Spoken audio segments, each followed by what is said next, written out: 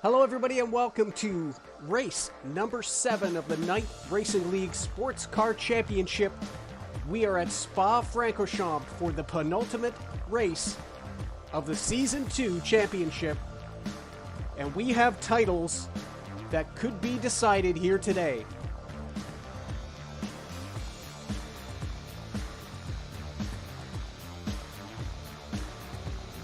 The drivers just finishing up their final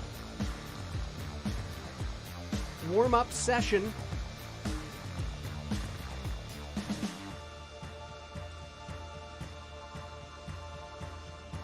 And we are looking at the 0-1-1 of Dennis Rotter on the brink of a championship, just coming out to finish his final, probably got qualifying set up in the car right now. Let's have a look at the LMP points as Dennis hits the track behind Eric Fox. 195 points, and it's a 67-point lead over Andreas Schwarz, 81 over Thomas Brommel, his teammate, who could be right up there fighting for this title as well. However, he's had some bad luck. But we run the WEC points system here, 38 for a win, 27 for second, etc. And a 67-point gap is a big one with 2 races to go. And what that means is that with a 7th place finish, 9 points or better, Dennis Rotter can claim the LMP2 championship here today and be the Season 2 champion. So we will watch that in GTE. All eyes again on the 99 of Jennifer McDonald. The Season 1 champion has been consistent and fast all year long.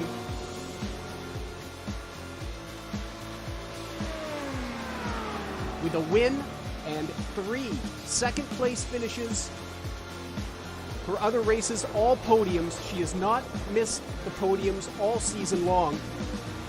And if you grab up the GTE point standings here, there is Jennifer on top on 165 points. It's a 46-point lead over Hayden Fowler in the Night Racing Esports car. Jens Wolters has made a good charge this year, but a little bit of problems in Suzuka when he had a loose car, and he had issues, of course, last race at Nürburgring, getting hit by an LMP leader battle. So a little bit of bad luck. He's still mathematically in it, but it's going to be a tough thing for Jens. Hayden Fowler, really the championship contender at 46-point deficit. He needs to outscore Jennifer by 8 or more points to push the championship to Le Mans in 2 weeks' time when we have our finale.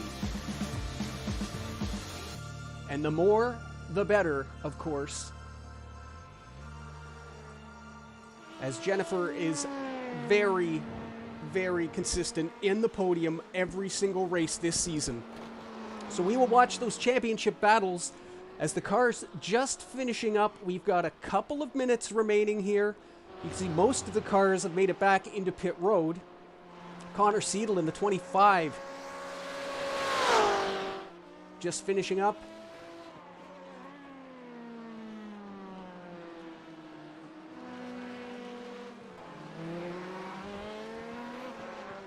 We're glad you can join us here on YouTube, and we're all looking forward to the final 2 races here in the Night Racing Sports Car Championship. It's been a great season, and we have more announcements coming up for Season 3. It has been officially announced this week. It will be a 3-class championship, as the most realistic endurance series on iRacing gets more so in Season 3. We have a well-established group of veterans here, and it's going to be LMP2. There will be no hypercars. We're not getting that realistic. But we're going to have 2 GT classes, the GTE Pro Division and the GT3 Amateur Division. And you're going to see drivers like Jennifer McDonald, Hayden Fowler, Kevin Hensel, Jens Wolters, Toby Seninger, all in that Pro Division. It's going to be a fantastic class. There are spots available if you qualify. And then our incredible pack battles in GTE are now going to have their own championship to fight for, as the GT3 AM class will be kicked off next season. If you are interested in being part of this, PM me on iRacing and we will get you on the grid. The summer is going to be filled with 3 special events where everybody can get together, we'll try out the formats, and we'll get the field sorted and the division sorted. So big news. But first, we head to qualifying as the 30 minutes are starting and the LMP cars are out. 15 minutes of qualifying for each class. The LMPs come out first. And there is Dennis Rotter. He and Thomas Brommel are usually out together, and no exception here today, as the tow down the Kemmel Straight can improve lap times. I wouldn't be surprised if we saw them swapping back and forth, although they have been the front row for most of this season. Coming up behind the 429 of Dean Ellico. And I think Dean is just content to let those 2 teammates go and maybe catch a little bit of the back end. Yeah, Thomas actually saying, please let me go. As they head out on their outlaps. It has been very competitive in practice for this event. 10 hours of open practice for this event, starting on Monday. Of course, 2 practices Tuesday in Europe and North American time zones. Then Wednesday, Thursday, and Friday each had 2-hour sessions as well. And all of the classes, both classes had very, very tight times, just less than 1/10 of a second sometimes between 2 and 3 cars.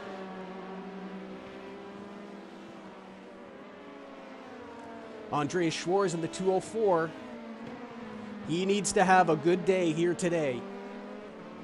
But most importantly, I'm sure he's not, but he needs a little help from this guy. A 7th place finish will clinch the title here today for Dennis Rotter. He's had an astounding season. 3 race wins, 3 second place finishes. You can't get much better than that.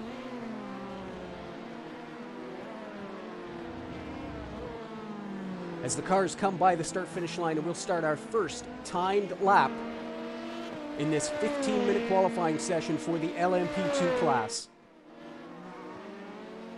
After this race, of course, everybody is excited about Le Mans, and it is going to be a month long. They have the month of May at Indy, of course, but all of these drivers getting ready for the month at Le Mans.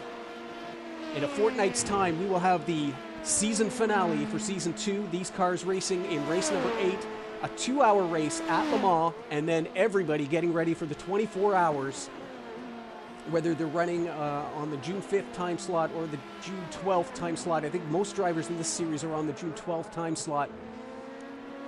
So it's going to be a very exciting month as everybody gets ready for one of the greatest races.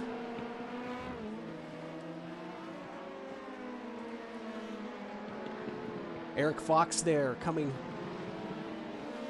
down the hill into No Name. And he's just behind Dean Ellico there.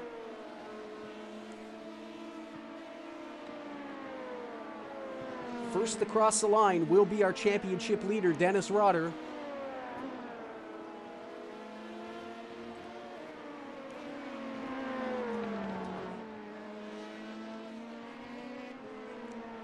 All the sector times are good colors here, as everybody's either green or purple on the first lap. But just checking out, it is Thomas Brommel who has 2 purple sectors, 5 sectors on this circuit.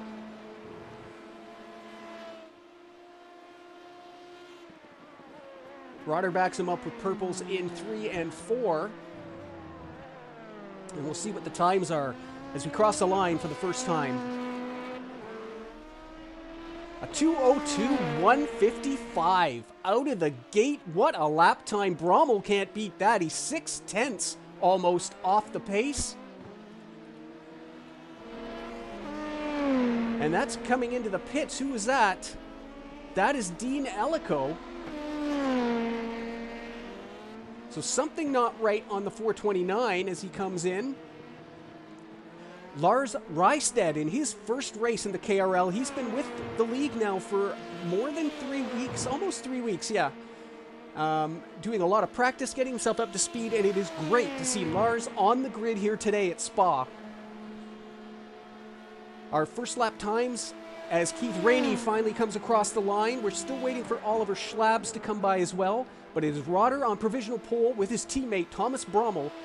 Eric Fox, a 2:03.2, 3/10 ahead of Keith Rainey. Row 3 currently is Schwarz with a 2:03.6 ahead of Paul Seeley's 2:04 dead, and Lars Rysted premieres with a 2:05.682 on his first timed lap. Just now coming over the line is Oliver Schlabs, and he'll slot into 7th with a 2:04.238, his first timed lap of the session.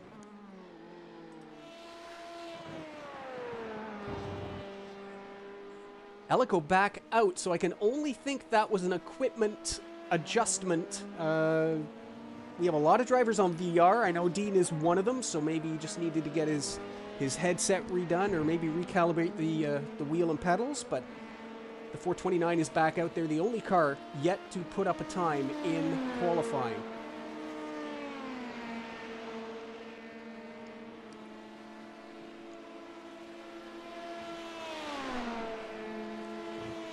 Eric Fox in that beautiful green number 33 comes up to the bus stop.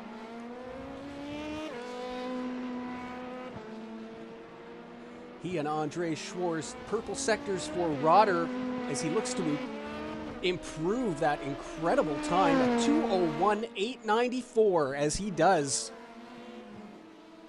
Brommel also improves, but not quicker than Dennis's first lap time, 2:02.2. Schwarz also into the 2:02s now. Fox third, Rainey now fifth. Lining up beside his teammate as Rainey, we speak his name and we see him sideways in the bus stop. So that's going to be a bailout, some fresh boots, maybe top up the fuel cell and come on back for another run at it.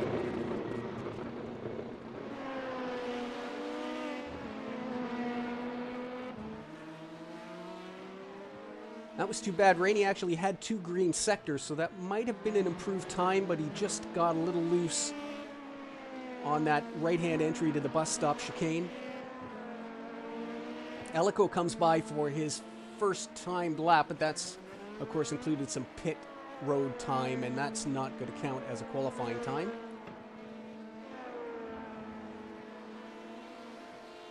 Schlabs also back in the pits. And there is Lars. Why don't we get a shot of that? There is Lars Rysted in his first appearance here in the KRL in the 333. Flying the Swedish colors. Our second Swede in the series, of course, Robin Johansson in the GTE class. Not here today.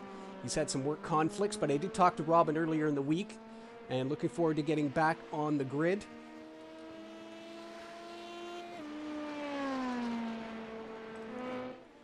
As that was Eric Fox also around in the chicane, and that's going to hamper the 2:04's lap time. Not a great lap for Andre. I'm not sure if he was actually compromised, but now everybody coming in to get some fresh tires. That was Seeley who just crossed the line. No improvement there.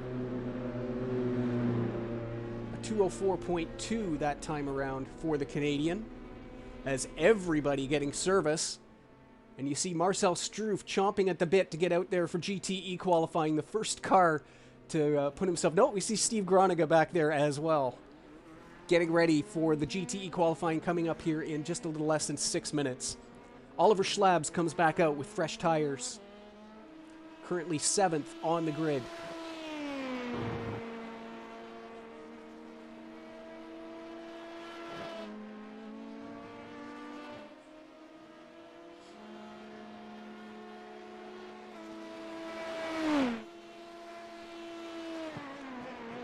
He heads down the Kemmel Straight towards Les Combes.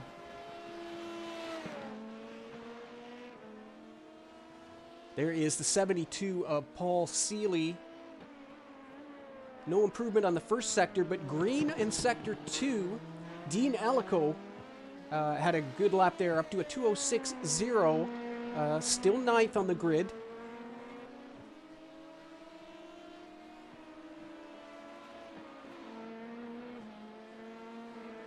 Another green sector for the 72, so this looking like a good lap for the Canadian, currently on a 2:03.986.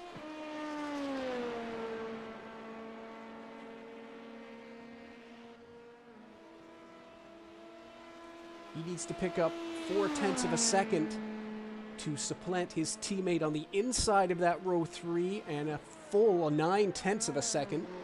No improvement Sector 4, but it is a good lap here for the 72 car.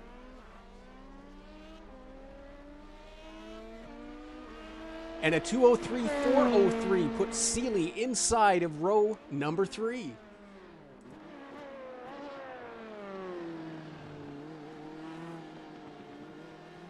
Rotter, no improvement on this lap with 4 minutes of qualifying remaining here. Brommel behind, looks to be having a good lap.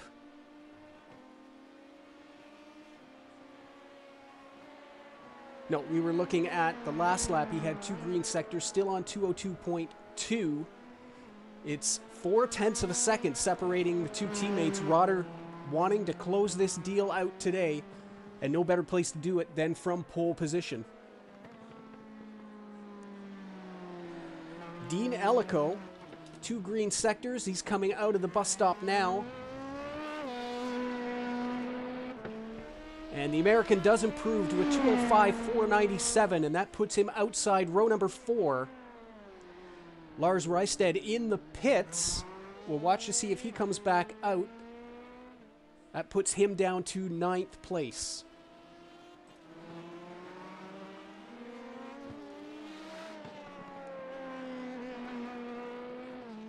Keith Rainey, a green Sector 3, but not a huge improvement. As we watch Dennis Rotter here. Rainey does improve. My bad. He comes over the line at 2:03.290. And he does get himself back into 5th place. Now, for those of you watching, we have realized that this timing screen in qualifying hasn't been 100% accurate. And so we will have official times at the end of this session as Brommel comes back in. So we're watching the times as they come through on the telemetry, but at the end of the session, we'll get the official times calibrated and put up on screen just so everybody knows the actual time in case there's any discrepancy between this real-time telemetry that we get. As most of the LMP cars seem to be making their way back into the pits, there is Seeley now, who did not come in for fresh tires, so that's going to be the end of his session. He's not going to have time to get back out.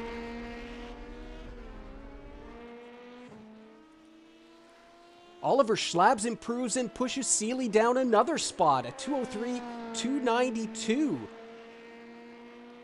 0.02 of a second behind Keith Rainey. That's how close row 3 is. Seeley now on the inside of row 4 with Dean Ellico. 1.5 separates 5th through 7th. We told you that the practice times were close here. This is going to be a fascinating race as Ellico improves but stays 8th in the low 2:05s now. And I think most everyone is probably done. There is Dean, just completed that lap.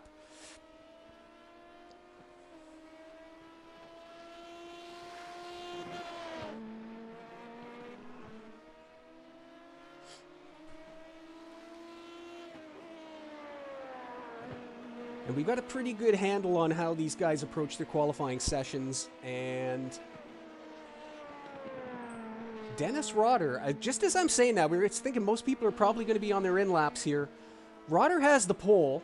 Brommel's in the pits. I don't see anybody supplanting him, but he's gone green-purple on this lap. No improvement in Sector 3, but this... He has to make it to Blanchimont before the 15-minute mark, and it looks like he's going to do that no problem if he wants to complete his lap. Here he comes now. He's got 8 seconds to spare, so he can complete this lap if he wants to.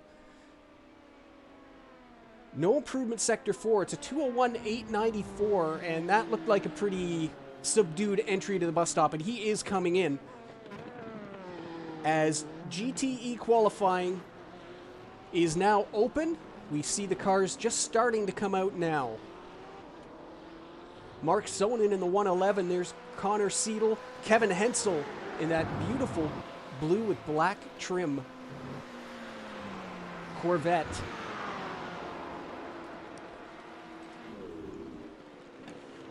As the LMPs make their way into pit road.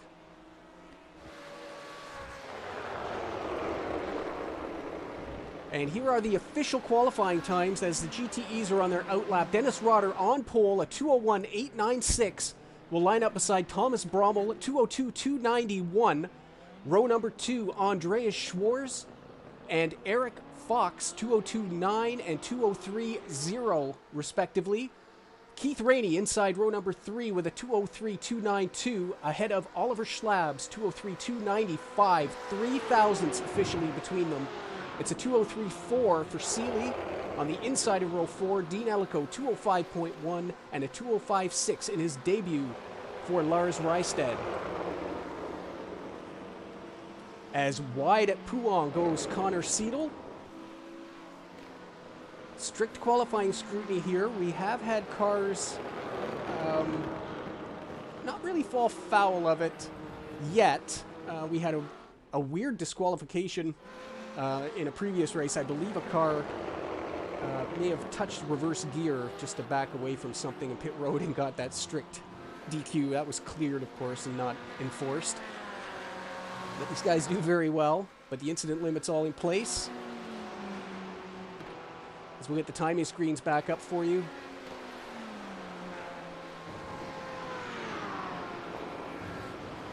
A 10-car field today in GTE.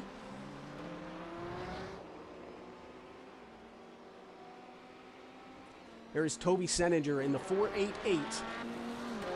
Number 488. As we start our first hot lap, Sonnen in the background, a little too much welly out of the bus stop. And that will compromise his speed down that front straight. The first car to set a lap is going to be Hayden Fowler there in the 28.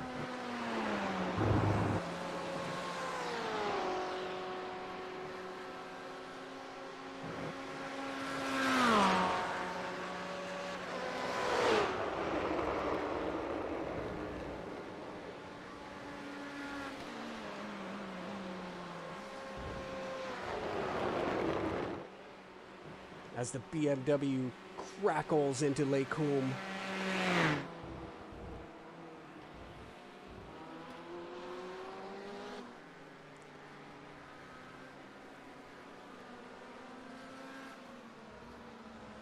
And there is Jen McDonald.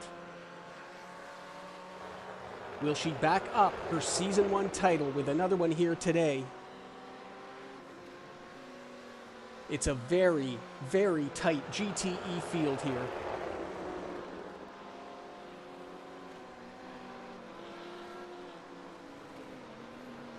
Purple sectors are spread across the entire field. Volters in Sector 1, McDonald in Sectors 2 and 3 now. Seninger is purple in Sector 4. And we'll wait as they... That is Seidel who, momentarily took away the Sector 3 purple. Mark Sonnen now takes that away. The purple sector's jumping around as everybody out on their first hot lap. And now Jens Wolters at the back of the pack, cleaning the sheet. He takes 1 and 2 purple sectors. Fowler crosses the line. The first car to put up a time, it's a 2:13.256, immediately bested by the 99 of Jennifer McDonald. Kevin Hensel slots in third. And Seidel takes that time away from him. Mark Sonnen definitely compromised from that little half spin he had there. Still right close to that. John Dinkel crosses a line of 14.7. Here comes Steve Groninga. A 2:15.2 for Steve. There is Jens Wolters. And this has been a good lap. 2:12.6 for the German, and he is on provisional pole. Marcel Struth next across the line in the 78 car at 2:16.3. Here comes Seninger. He's looking handy on this lap. 2 purples in 3 and 4, and only good for third place. 2:13.1.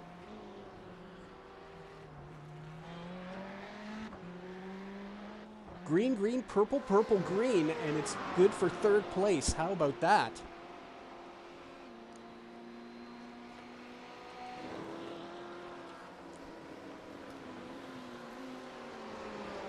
And that close battle, Seninger, well, put McDonald in that too. McDonald to Fowler, less than 0.3 of a second, a quarter of a second between the three of them.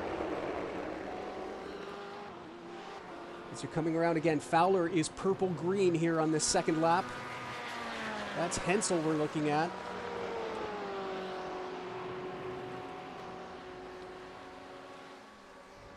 Here is Hayden in the bus stop. This, no improvement in 3 and 4, but he started off well. He improves to a 13.229, but stays 4th on the grid. McDonald behind.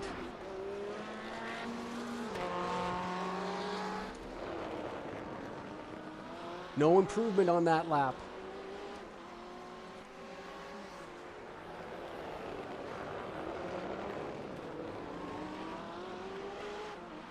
So close. 0.04 of a second slower on her second lap from her first lap. Talk about consistency there. As Groninga makes his way into pit road.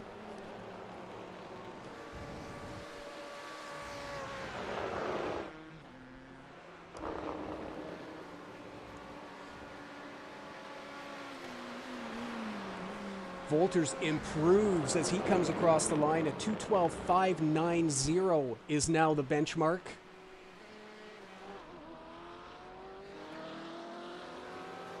Still with a mathematical shot at this title. He needs some big help though. Toby Seninger improves to a 2:12.9, and that is 0.5 quicker than McDonald. Toby now in second place and will line up beside his teammate. We'll see what Jennifer has to say about that. Green in sector 1.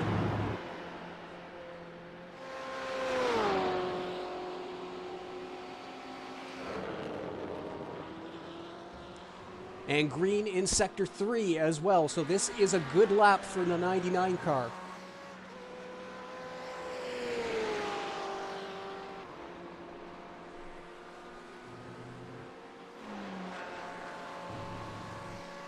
Back toward the pits through Blanchimont. Cross the sector 4 line here. 1/10 off her best in sector 4, but this is still a good lap.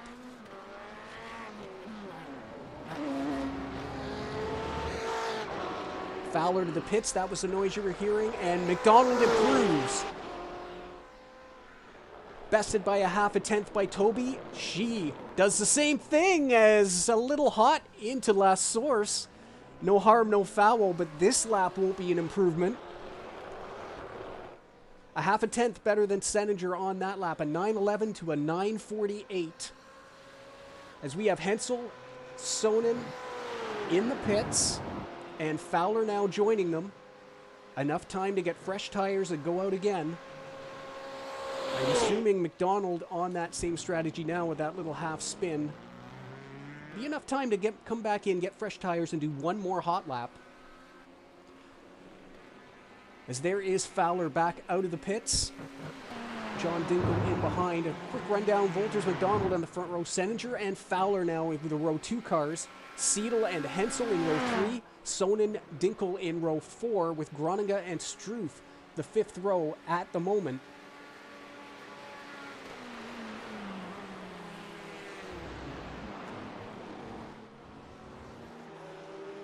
Mark Sonnen in the 1:11 putting in some times. He's just completed that lap.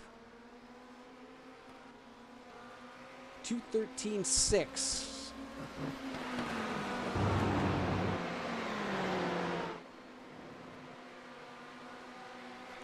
A big group of cars here, so there'll be lots of tow available. It's great if you can use it, but you're at the mercy of somebody in front of you. You can see the guys getting out of the way. Seninger coming through. Struff will take advantage. He's on a hot lap. And Green in Sector 1. Both Sonnen and Hensel just allowing them to go by. They're on out laps, are they? Yeah, both cars on out laps.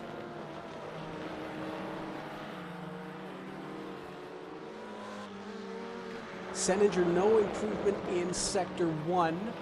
And Struff goes wide. That'll clearly be a 1X, so this lap won't count.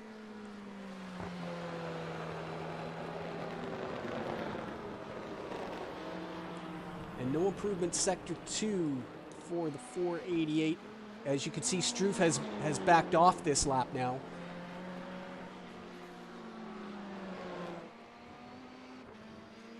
McDonald in the pits. Just now getting to her pit box, so we'll see if the BMW comes back out. There's the tire change. Seninger, no improvement again on Sector 3, so this is not going to be a run at the front row, but plenty of time to get back around again. Steve Groninga is green in Sectors 2 and 3.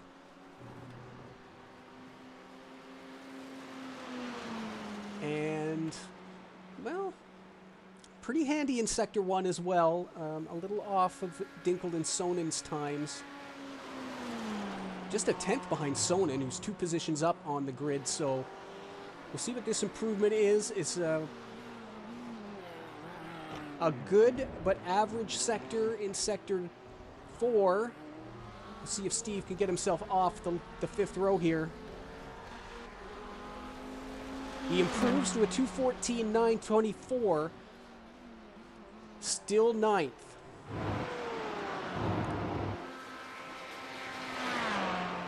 As back on another hot lap is this group of cars coming down the Kemmel Straight. And we will watch as their first sector times get posted. 2 minutes. This is maybe the second last lap. They might have time for one more. They will. They'll get around before the clock expires. Everybody in this group is green. Fowler is purple.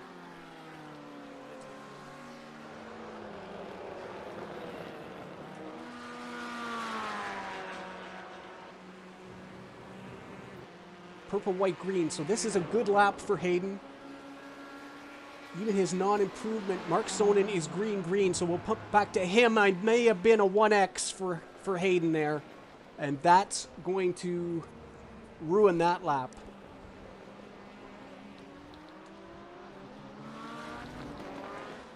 Connor Seidel to the pits. There is Mark Sonnen. Green, green in his first 2 sectors, as is Kevin Hensel, just behind him. No improvement for both in Sector 3, but the lap times are good, especially for Mark. A 22.7 in that 3rd sector. That is by far the quickest of the drivers around him. That's quicker than even Jen McDonald's 3rd sector the last time around. So a very good lap here for the 111. No improvement Sector 4.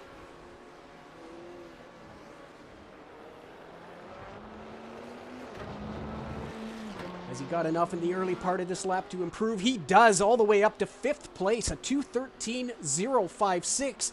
In behind, Struff improves to a 14.8, puts him on the inside of that row. Here comes Groningen to defend. Steve has had green sectors in 3 and 4. Improves, but not enough to take back that spot at 2:14.915. As the clock is going to expire, we still have drivers on hot laps.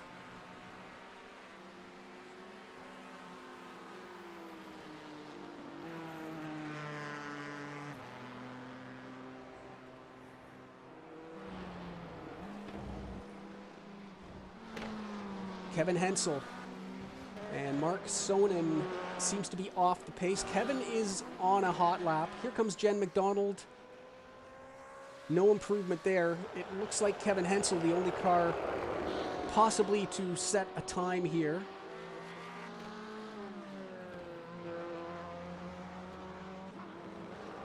We'll watch his lap.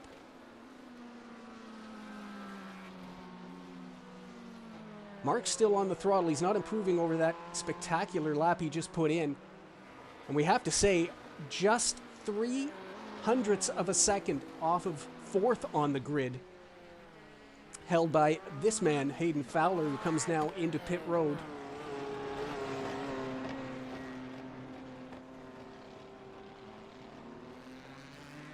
Dinkel will pit, 8th on the grid. And Hensel has slowed down a little bit. Not improving.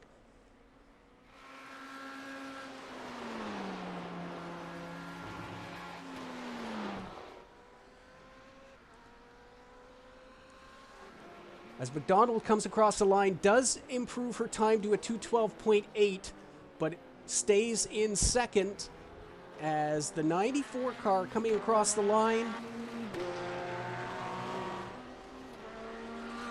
And he will stay in 7th. So the GTE qualifying is over.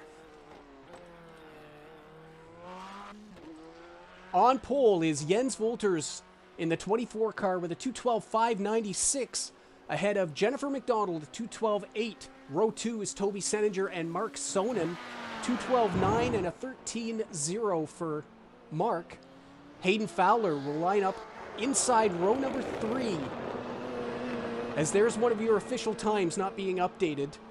Mark Sonnen did actually get that 4th place. These are the official times. A 13.233 for Hayden. He'll line up inside fellow Canadian Connor Seidel, a 2:13.437. Kevin Hensel and John Dinkel will line up in row 4, 13.6 and 13.8 respectively. And Marcel Struff, with that late lap time, will line up inside of Steve Groningen in row number 5. So as the cars get back, they'll get their race setups on, and we are set for 2 hours here at Spa-Francorchamps. Race 7 of 8 of the Night Racing League Sports Car Championship. 9 LMPs and 10 GTEs on the grid here today.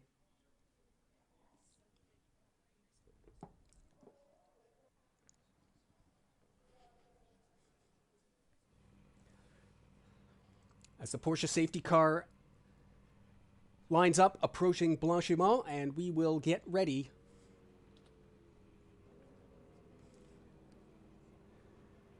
for 2 hours around one of the greatest racing circuits on the planet, Spa-Francorchamps here in Belgium.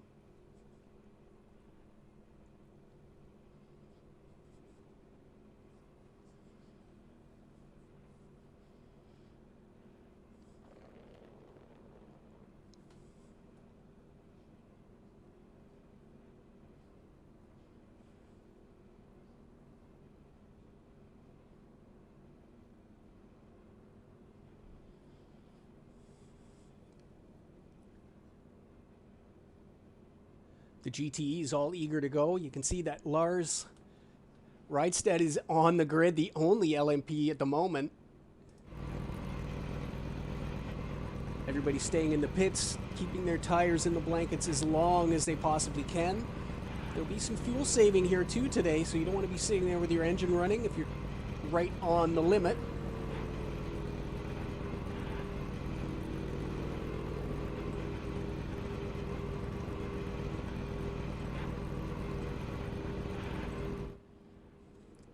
As the front row appears, there's Eric Fox. We're still waiting for the pole sitter, Dennis Rotter, the 0111, as we get ready for 2 hours at Spa.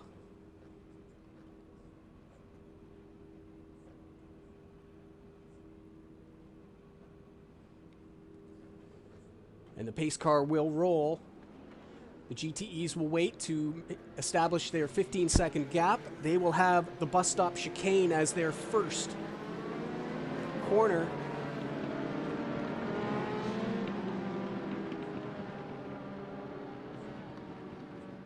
Will this be Championship Saturday here today?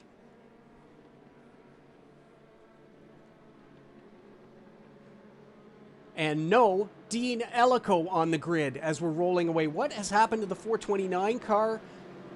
We hear there's been a disconnect, and Dean is frantically trying to get his sim back up and is going to have to start this race from the pit road. He's going to miss the start as the green flag flies, and we are a go here at Spa. Big move by Andreas Schwartz on the inside. And contact between 111. He's lost the lead, and now Eric Fox has been hit by the 111.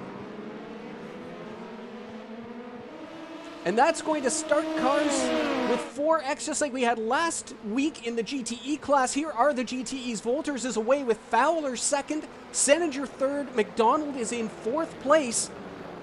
Down to fifth is Mark Sonnen. So Fowler, a spectacular start in the 28 car, from fifth to second.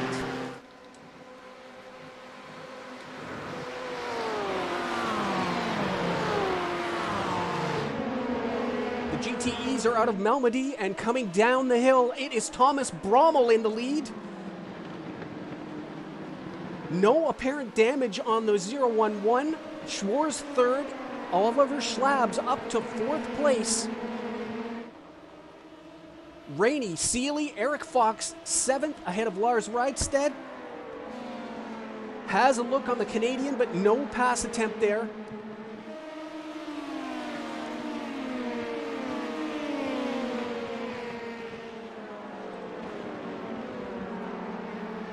Everybody threw clean, although we did have that little bit of contact at the front of the LMP field. I think Rotter was so worried about the move from Andreas Schwarz that he just kind of lost track of what was coming up on the outside. It was very light contact, but it cost Eric Fox a group of positions. Jens Wolters getting himself away a little bit here as Toby Seninger is right on the tail of Hayden Fowler. What a start. We'll get a look at the starts here in a minute as things settle down. As we've got mischief at the bus stop, that looked like Keith Rainey coming off the curbing. All kinds of things happening here.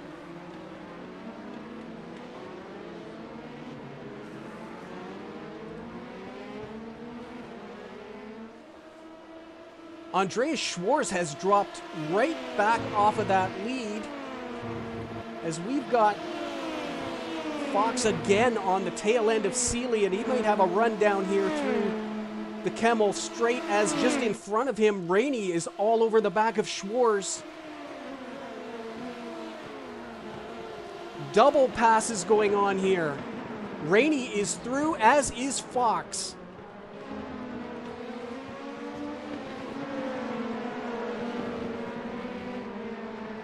Oliver Schlab's now up to third place.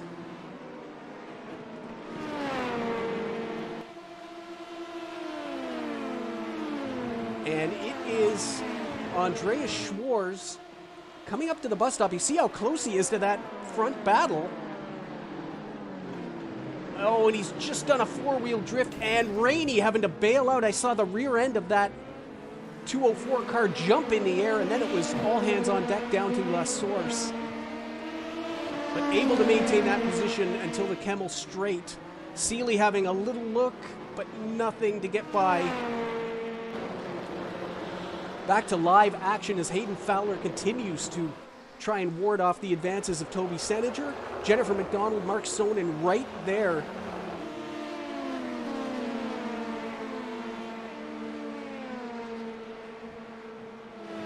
As Eric Fox now looking to have a go at Andreas Schwarz in the 204. Back to the bus stop.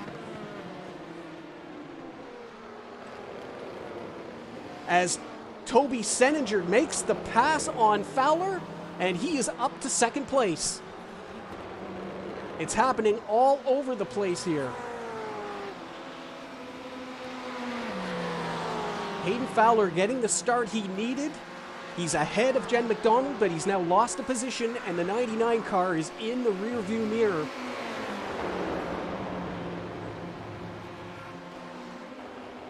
And 2 hours around this place, you're going to have to be mindful of those track limits. 8X and 6X. You got to take care of your car. And Hayden is going to be well placed.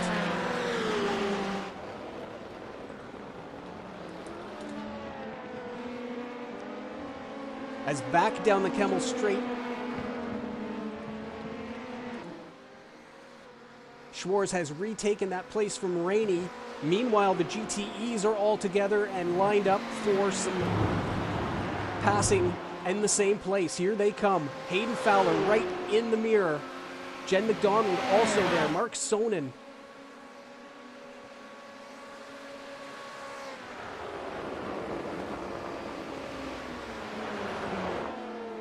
No move there as Eric Fox now on the back of Keith Rainey.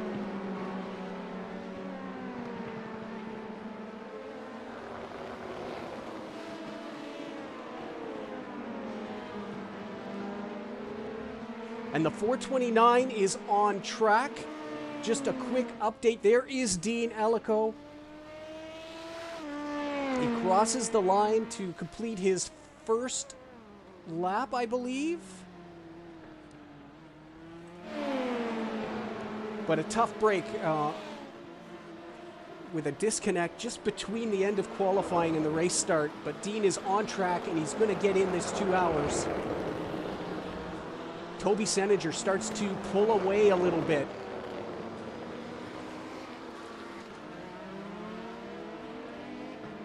As the teammates now back to front, it's a little over a 2-second gap to Oliver Schlabs in third. 5 seconds back to that huge battle. Dennis in the tow. The pole sitter looking.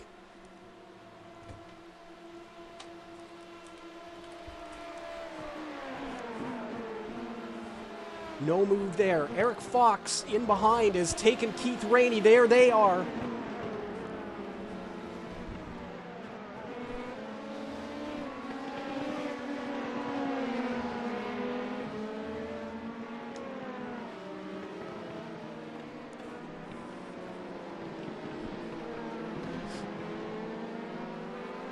Two great battles going on here early in both classes.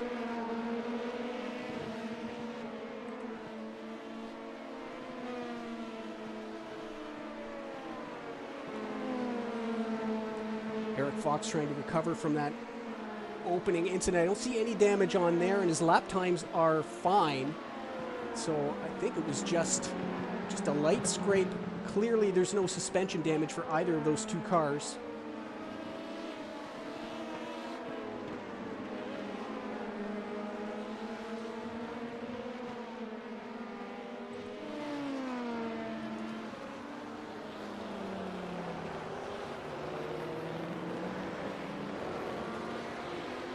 Things start to settle out a little bit. And we'll get a look at the starts here. Let's find out what happened as Rainey's now having a look. Let's find out what happened on the GTE start before these guys get down to Kemmel Straight. You see Fowler in the back row, a great jump for Volters, and Fowler just gets the toe on Toby Seninger and makes the move. Grabs the outside and then the inside. What a start for the Canadian from 5th to 2nd place.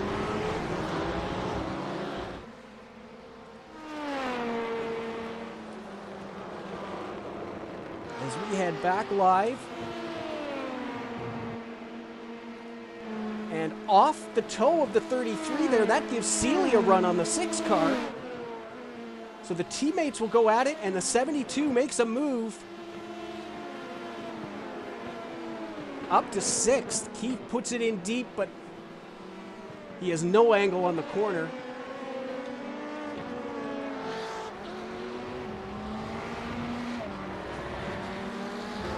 Ten minutes into the 2 hours here at Spa-Francorchamps. Jen McDonald in third. Here are the LMP boys battling it out. Brommel out-qualified today by his teammate, but he's got the lead.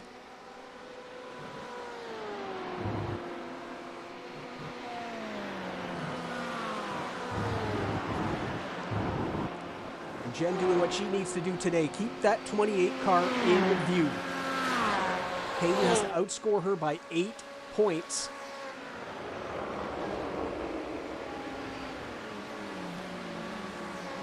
And currently, it's not happening. So we'll see how this one plays out. Mark Sonnen having a great run here. Sitting in the toe of the 99 car. Waiting. I mean, at this point, the first 10 minutes are over. Everybody now is getting themselves set up for their strategy. If you're saving tires and fuel, if you're going for it, whatever it might be.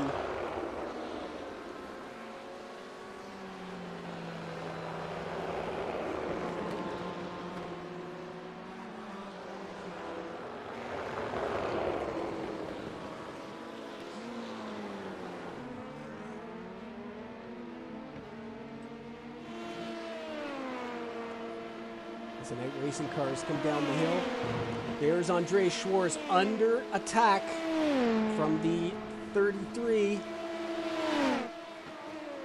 Moves to the inside to defend, but Eric Fox has had the draft, and he's going to get his nose ahead, and that is up to 4th place for Eric.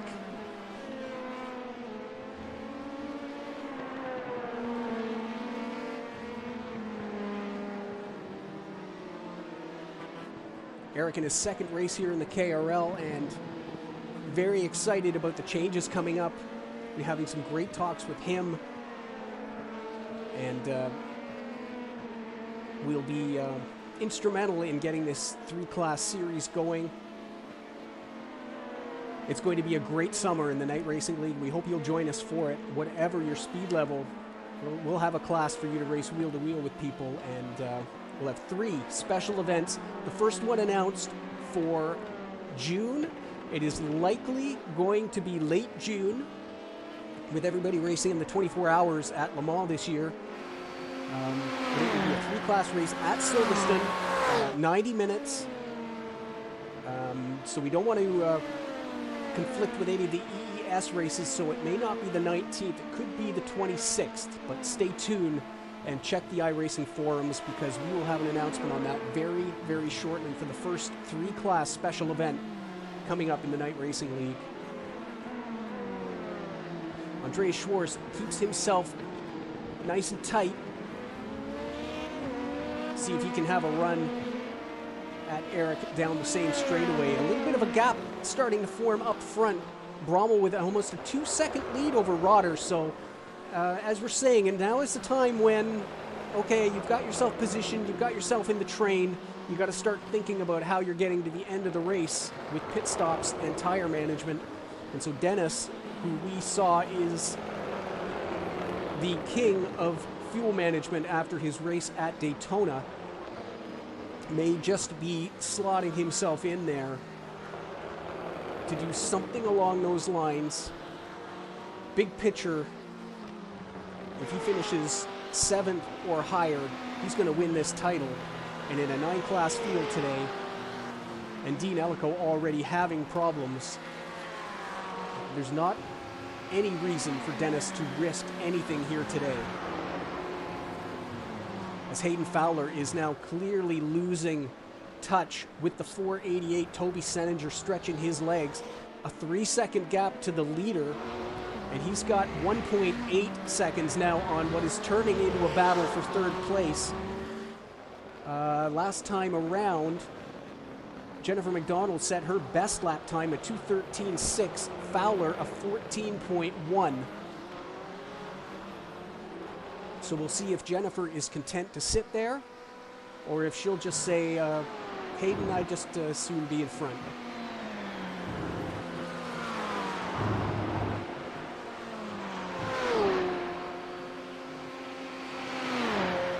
Mark Sonnen also starting to just lose touch a little bit with the back of the 99 car. Kevin Hensel, the next car in line, 1.4 seconds back.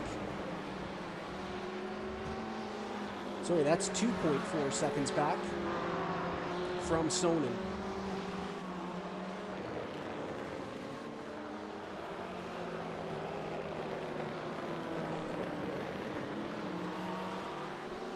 The top two in the GTE Championship here, nose to tail. Hayden Fowler has got to keep that 99 car behind. And ideally, he needs somebody, whether it's Sonnen or his teammate back there, to come up and start giving her some problems.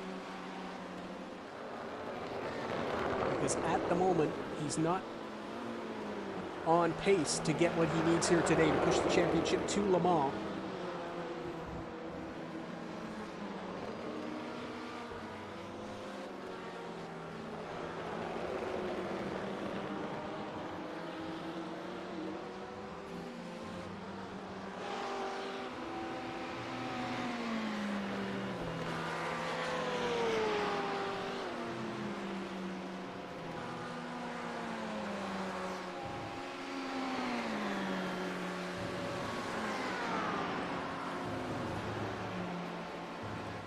See if we can get an onboard here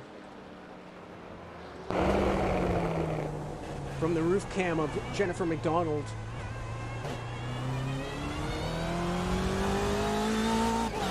And we'll do a lap with the GTE Points Championship fight.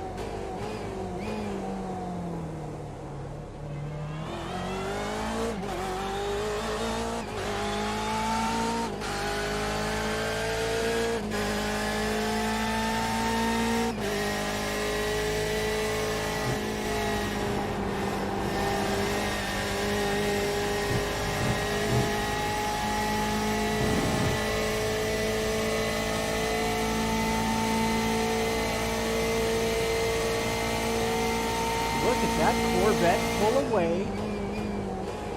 even with the toe.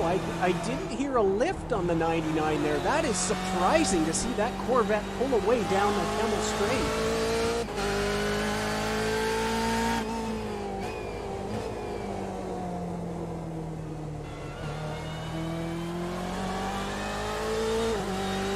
The big joke a few years ago is that Hayden likes cars with so little downforce that he was so fast because the car had no friction with the racetrack. It wasn't even touching it, he had so little downforce.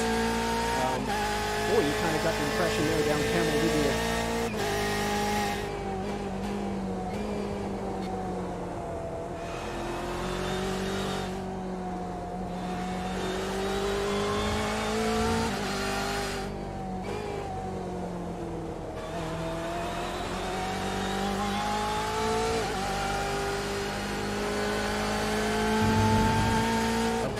Precise lap from the 99 though, if you compare the lines. The rear end of that Corvette dancing around.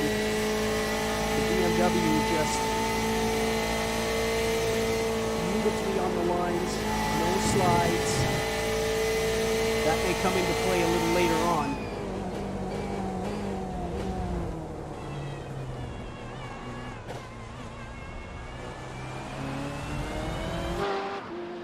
She is well placed again down Kemmel, but we'll see if that gap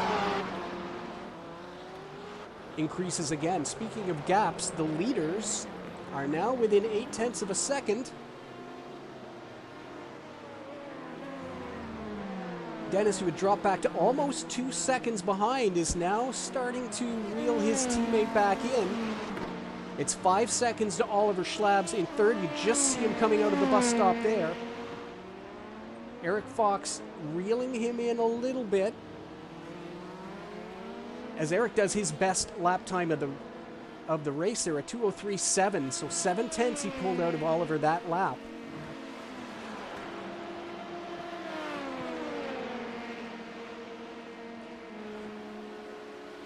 We'll see if Dennis decides it's time to go. They come up to Steve Groninga, who is currently in 8th.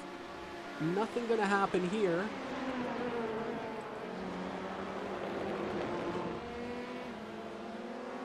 Has caught up behind the Corvette. That gives Dennis a little bit of a run. But there's only so much tarmac, and Brahma will have that easily covered off as we go through Rivage.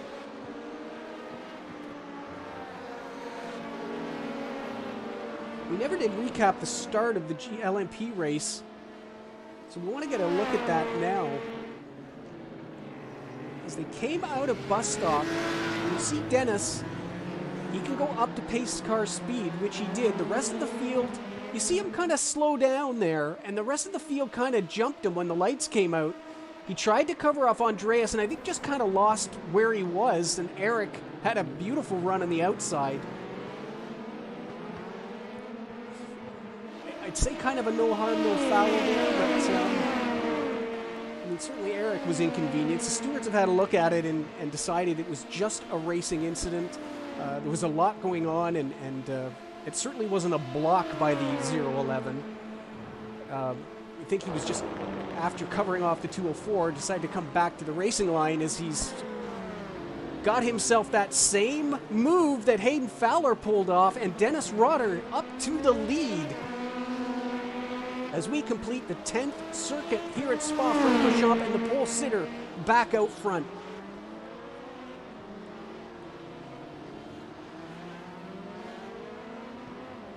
And whether it's coincidence or whether he waited for them to catch the back of the GT field before making his move, we'd have to ask him that, but they will now start to make their way through what is a gaggle of GTE cars. From 1st down to 7th, it's 15 seconds as Brommel had a look in the outside. Rotter at the inside line is going to maintain that position.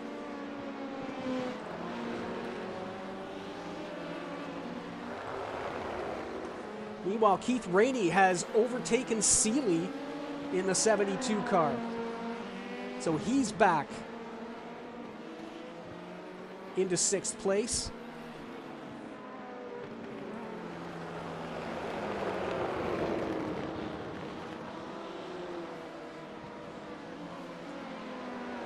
And the leader's now heavy into the back of the GTE class. That's Connor Seidel, the first of the top 7 cars. 15 seconds covers the entire top 7 of GTE here after 23 minutes of running. Here comes Seeley and Rainey past Groninga as they're going to be the next group. We have kind of 3 distinct groups now in LMP. The race leader up to Hensel. That shouldn't be an issue. Looked like a little bit of an early break there from Dennis.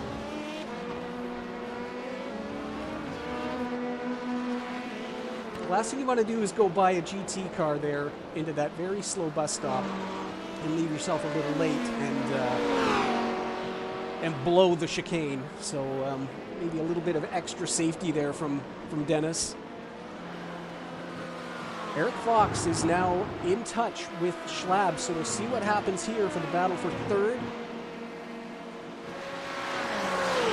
They are coming thick and fast for the LMP leaders now, as down the Kemmel Straight they're up to Sonnen, using every last bit of that tow. Again, it won't affect their arrival on the corner. They get the pass done before they get to Les Combes.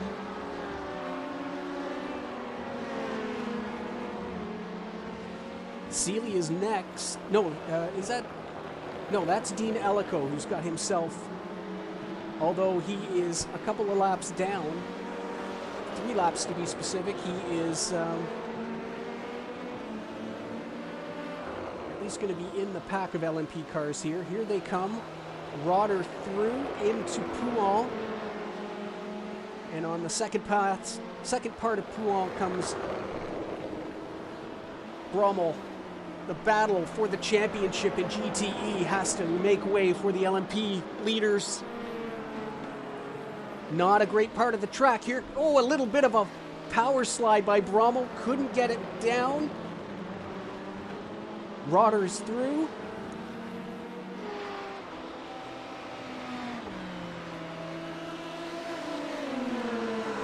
Now maybe just a little bit of a break up to Seninger as McDonald now getting some tow. Elko is through.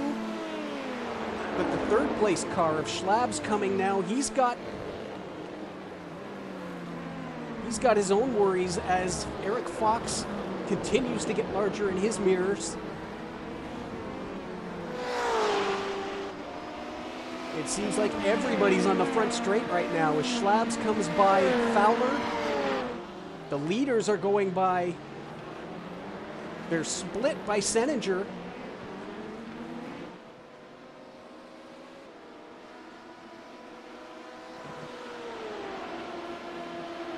And again, the pass done before the corner, so no problem there. Elko, the lap car, will just wait until the Kemmel straight and get by safely. Schlab's and Fox, I'd say they've been spread apart a little bit by the traffic. Schlab's not going to get it done before Lecombe, as the race leaders are now together on circuit. Rotter will get by Jens Wolters, who once again we're not seeing a lot of. A 4-second gap for Jens.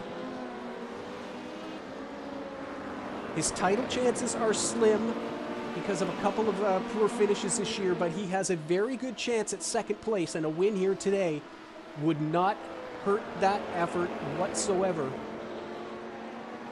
Jens is 18 points behind Hayden Fowler coming into this race. And he can grab most of that back if they finish where they are right now.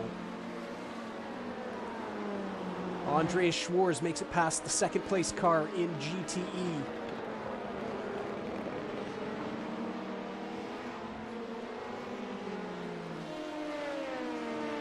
As they come through Paul Frere.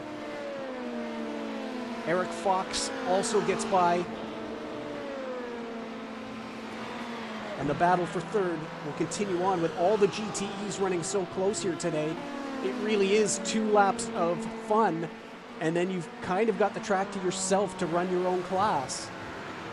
The LMPs all together, the GTEs all together.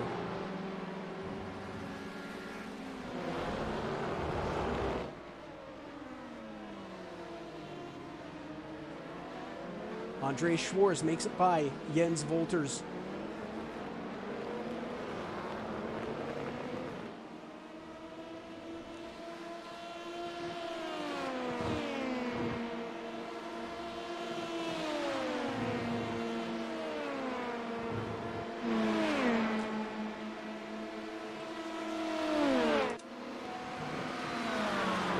Fowler now right up on the back. He has really benefited from this traffic coming through, and he has closed that gap on the 488. The best thing that could happen to Hayden here is getting back past that Ferrari as his night racing esports teammates come through in LMP. And Keith Rainey is not going to get in the way of that battle, even though he's in one of his own. Seeley now right on the tail end. And this is a great place if he can get by entering Pouin. Seeley's not going to do that.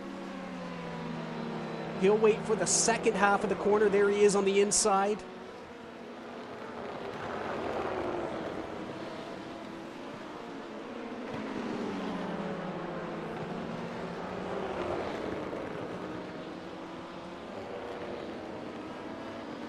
And that just being stuck behind in Fania I'll get it right. Seeley is going to lose touch now with the back of the 6 car.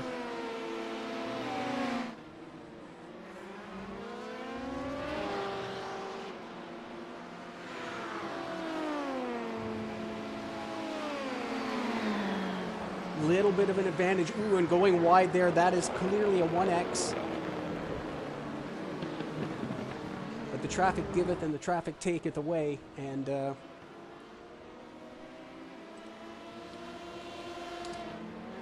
little bit of a half spin, and Eric Fox is through. We just caught the tail end of that.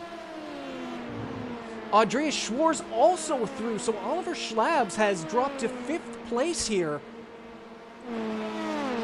as the leaders swap position again. Holy smokes.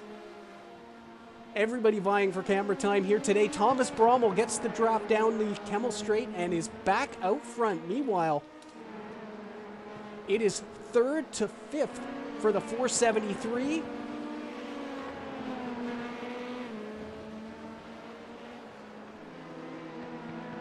But the car is clean. It was just a little half spin. And Oliver is still in touch with Fox and Schwarz in front of him, so see if he can get back in and make that a 3-way battle. Eric Fox, after the unfortunate start, a little bit of contact, dropped all the way down to 7th place, has got himself back to 3rd and a podium position here with the first half hour complete at Spa.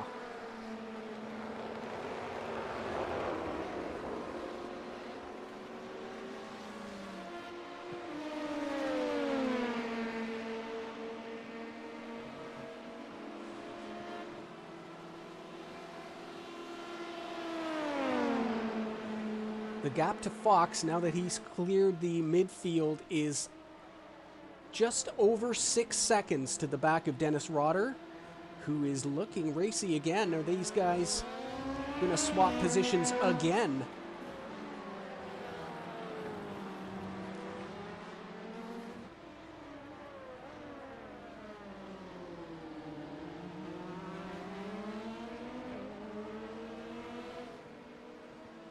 Certainly looks like they'll have the opportunity, doesn't it?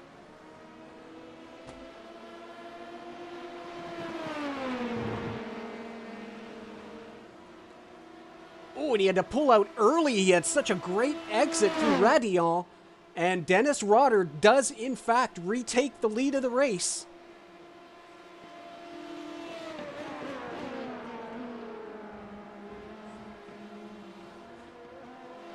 I hope nobody out there is playing the lead change drinking game, because this could get dangerous with these two today. Pace yourselves out there.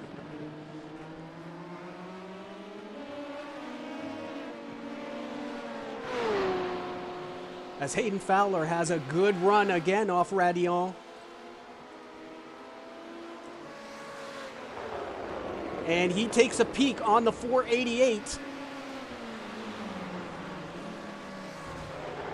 Toby sticks his nose in and is not going to give it up that easily. Great stuff by the two of them.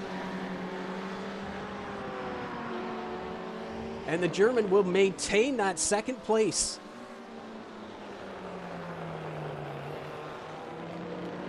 Little bit of a power slide there by Seninger.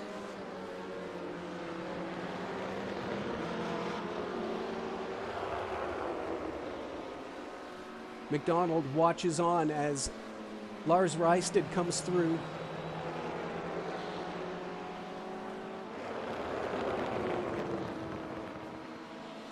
And I'm just noticing, it happened a while ago, but John Dinkel is no longer on circuit. And we are hearing that he has been disconnected. So that's the 2nd driver we've had disconnected from this lobby. So I don't know what's going on there. Just checking my notes here. Okay, we believe we know what happened to Dean Ellico. He was not disconnected by the server. It was self-inflicted. So nothing there, but the 229 car is as has lost connection, so that's too bad. John was having a good weekend and has had some great races recently, and unfortunately the interweb has let him down today. As Thomas Brummel, you see, is back out front.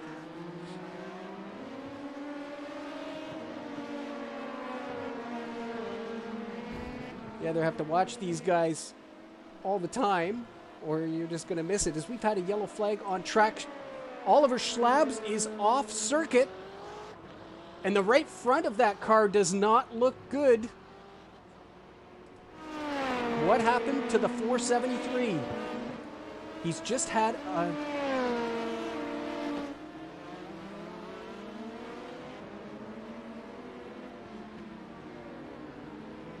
Okay, well, that's the spin where he lost the position, so we already knew that. This just happened. He's coming through Lake Combe, up to Malmedy. Oh, and he's loose. He was loose entering, and a big hit on the inside barrier. Huge damage on the 473 car. And Oliver Schlabs, who is having an awesome run in third place. It's all gone south in the last 2 laps, and he is in the pits with major repairs. We'll see if he can get that car back out, but what a shame for Oliver.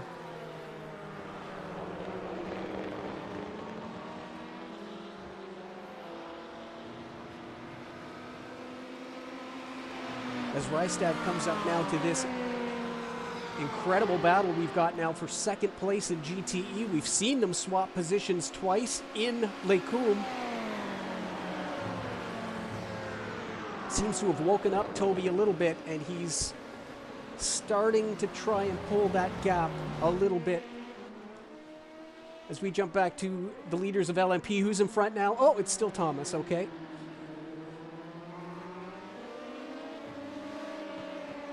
So we'll see some green as Schlabs drops down the order. The GTE's going by. Rystad in the pits for his first pit stop. We're just past the 35-minute mark, so 37 minutes is about when these cars pit, 37 to 40 minutes. And Rystad, the first one to head down pit road here today.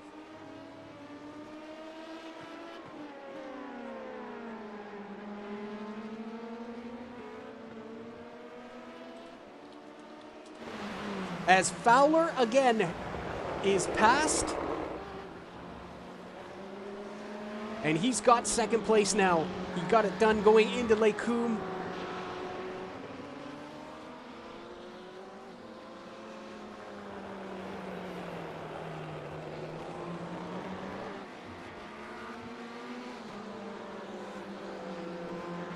And that goes a long way for his championship hopes here today. You see Jennifer McDonald running 2 seconds, a little more than 2 seconds behind this battle. As more LMPs head into pit road, Eric Fox, Andreas Schwarz coming in after lap 18, the leaders of the race going around again.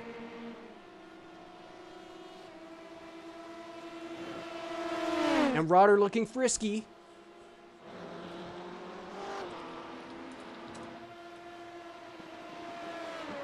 Seeley has gone around again as well, momentarily puts him up into third place. Rainey has pitted in front of him.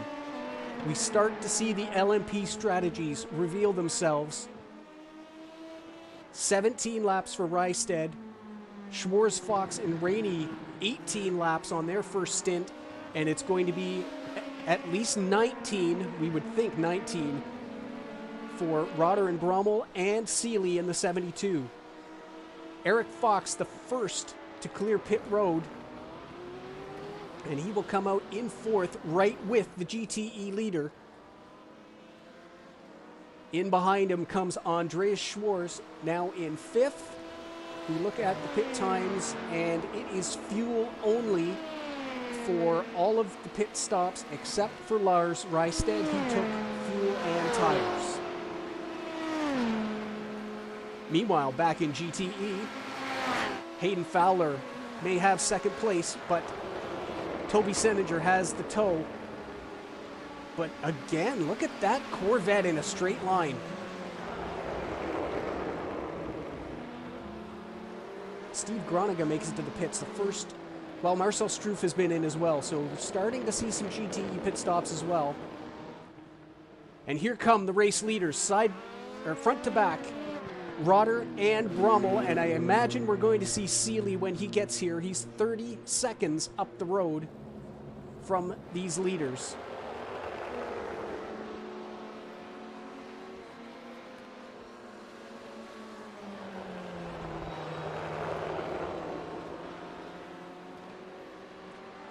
Here is Keith Rainey. Dean Ellico on track has just completed his 16th lap and moves into 8th place ahead of the now retired 473 car of Oliver Schlabs. That's too bad. But a good run here as Toby Seninger continues to hound. These two have been pushing those track limits a little bit.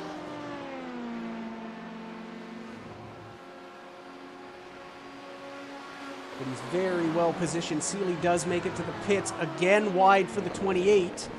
Toby gets a run on the outside. We've seen this pass done a couple of times, once by the 28 car. Can Toby keep his nose in? He does.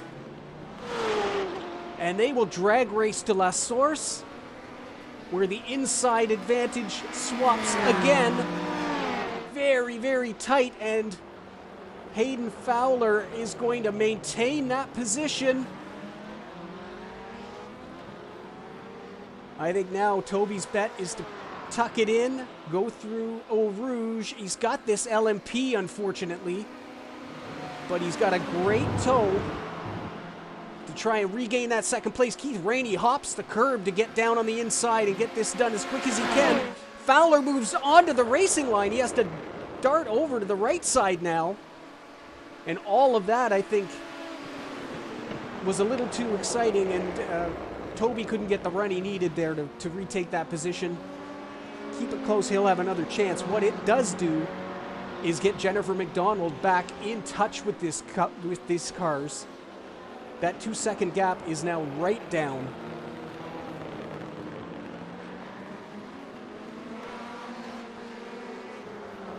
Rotter and Brummel out of the pits, identical 34-second pit stops, no tires. Seeley, fuel only, 33.8 seconds.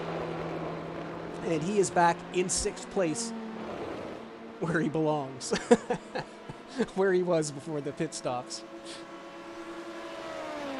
Dennis Rotter in front again in LMP with Thomas Brummel behind, and we might have to stick with this battle here for a bit. Toby Seninger now has everything set up the way it was last time. I was going to say without the LMPs, but no, the other Night Racing Esports LMP is coming up. Here comes Seeley now. He should have this well done before the Kemmel Straight. In fact, he's already got himself past Seninger. But does it... Ooh. What's going to happen here? Oh, and a touch! And another touch! What's going on? And Fowler has to go to the pits! Fowler kept his... I think he was trying to keep that outside line like he's been used to.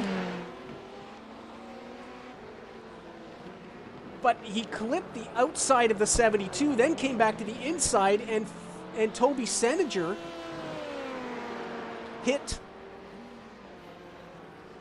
the other side of the back of that Corvette, and it is a drive-through. So we said these guys were playing a little fast and loose with the track limits, but that has cost Fowler 4 positions as he drops to 6th place.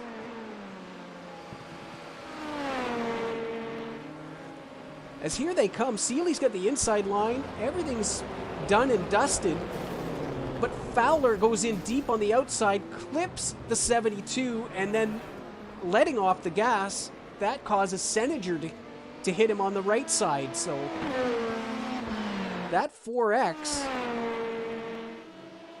costs Hayden Fowler a drive-through penalty, and what championship implications that's going to have as we move forward. Jen McDonald 1 second behind. Watching Santa Claus come down the chimney. A free position and your title chaser behind you now.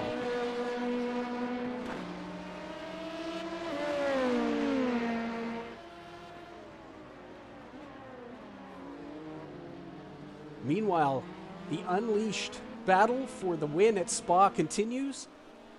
Pole sitter Dennis Rotter leading Thomas Brommel, and it is looking ever more probable we will crown a new champion in LMP2 here today.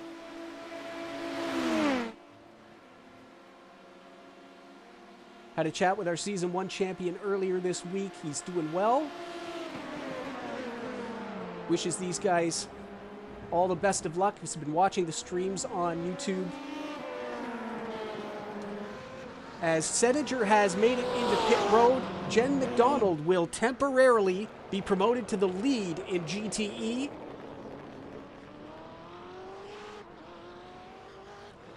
Volters, Seninger, and Hensel all in the pits. So we will see all the GTE cars now. Fowler in the pits for his regularly scheduled pit stop.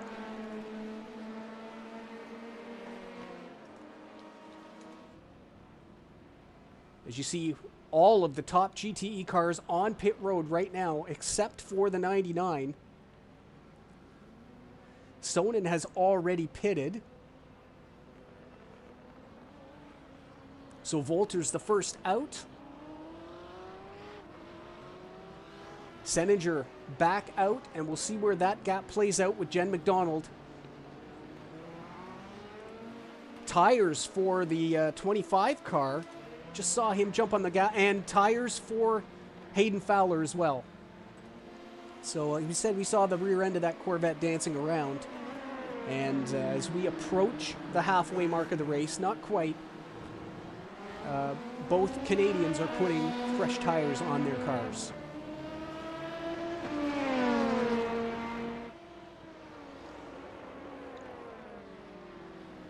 See in the background, Seidel making his way out of his pit box and jumping over Hayden Fowler, who's now in 7th place, and seeing if Groninga is going to pass him. Yes.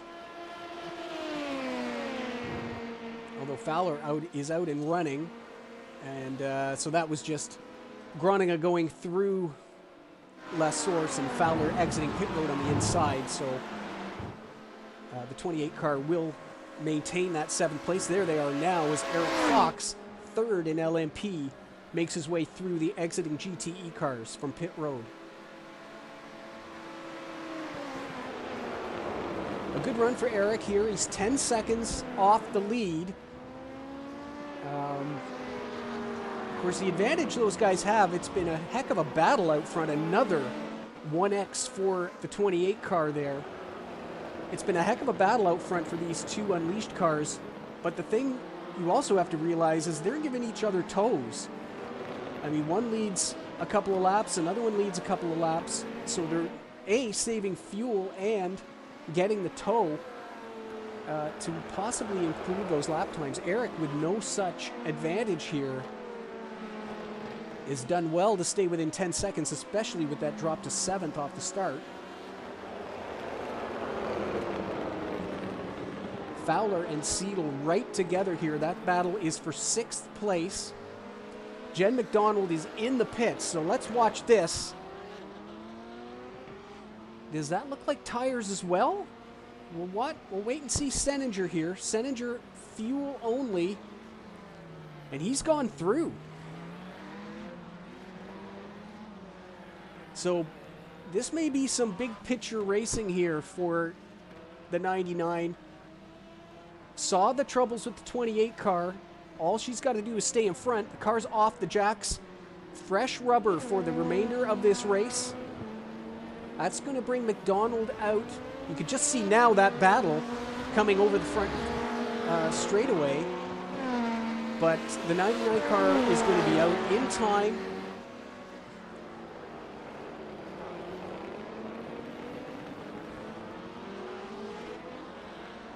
And we may see a double championship crowning here today. As with 70 minutes to go, Jennifer has this well in hand.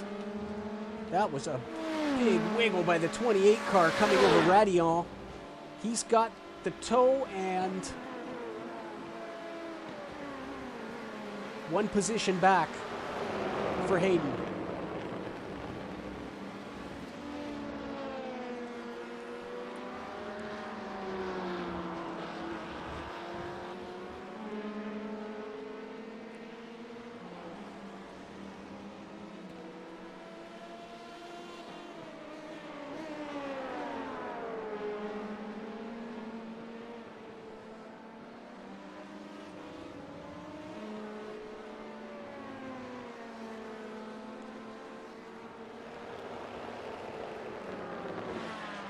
Connor stays right on the back end of that Corvette. Lots of opportunities to overtake on this circuit.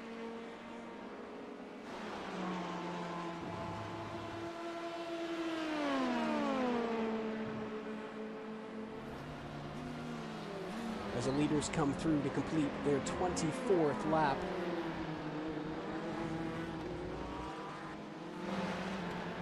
As what?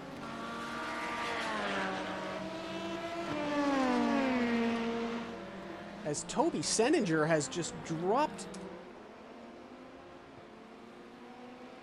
down the field. I don't know what happened there.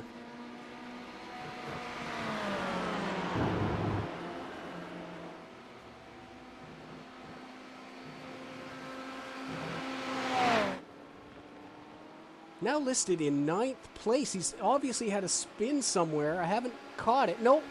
It's a timing glitch. Thank goodness for that. Toby Seninger back into 2nd place. As Brommel retakes the lead. Of course, we had a sucker dummy there to take our focus away from the race leaders. And Brommel retakes the lead of LMP2. Is a big slide there by Hayden. That Corvette clearly not running a lot of downforce. He's already taken tires as well.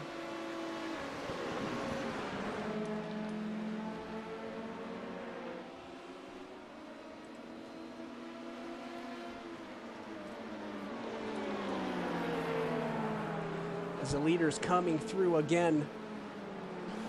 The sharp end of this GTE field. And you see there Mark Sonnen. With all of this fun going on and tire changes, he's got himself in 3rd place and on the podium as Seninger goes out wide. A flash of the lights, I'm not sure why there. There's plenty of racing line. The LMP's through on the inside.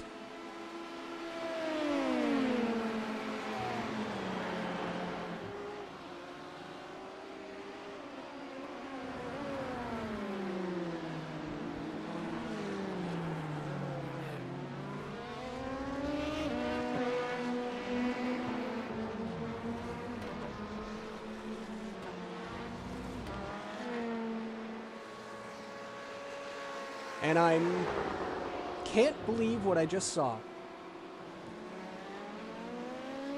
Seninger has pulled off the circuit. Okay, we'll reserve judgment on that.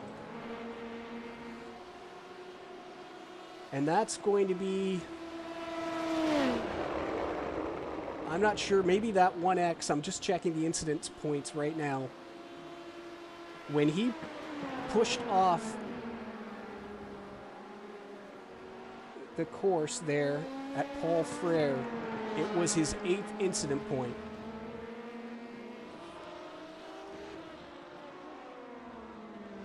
Now what's going on? Fox and Seeley have disappeared off the screen.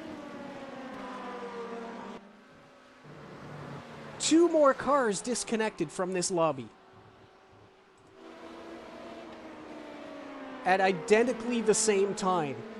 The 33 and the 72 are gone, so something is going on here. Dinkel had the same thing happen to him earlier in the race. And now 2 cars, one in the US, one in Canada, have both been disconnected from this lobby at the same time.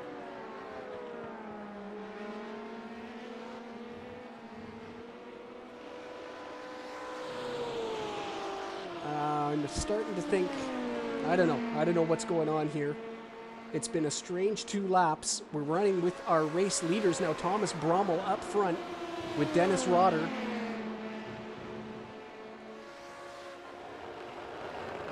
Lars Rysted is going to be promoted here to 5th place in his debut.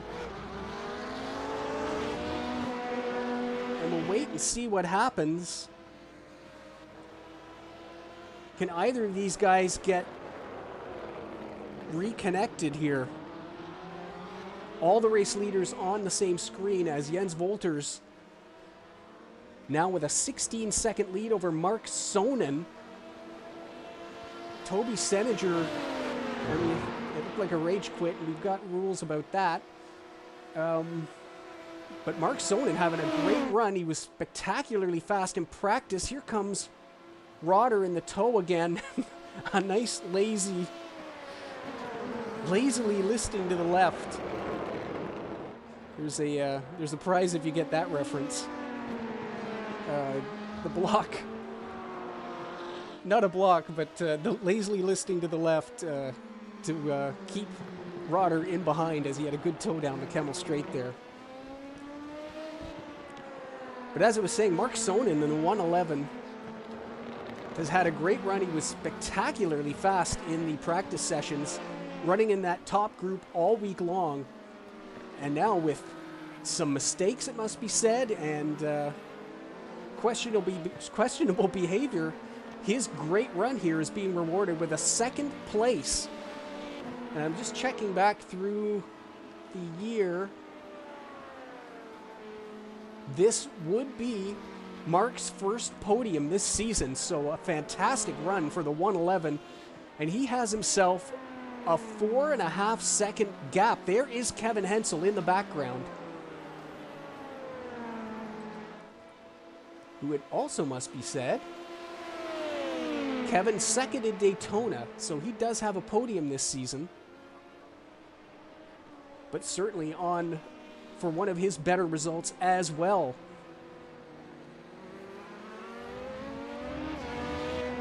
Checking back in the LMPs, it is Thomas Brommel out front now, ladies and gentlemen, as these two continue to flip the lead back and forth. And confirmation on the Discord, Fox and Seeley were both disconnected with throughputs.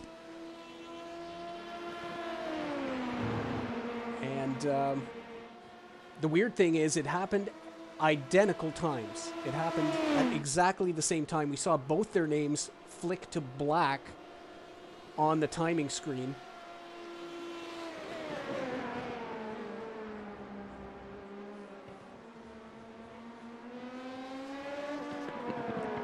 So a bit of a wrench being thrown into the LMP strategies. But this race continues strong. And Andreas Schwarz now in 3rd. Let's run down the list there. Brommel and Rotter here in 1st and 2nd. Schwarz now has that podium position with Rainey 4th and Lars Rysted in 5th. At the moment, Dean Ellico is in 8th, but he is pulling back the laps that have been completed. Eric Fox had already crossed the line to complete his 25th lap. Seeley had not yet made it to the line, so he has 24 completed.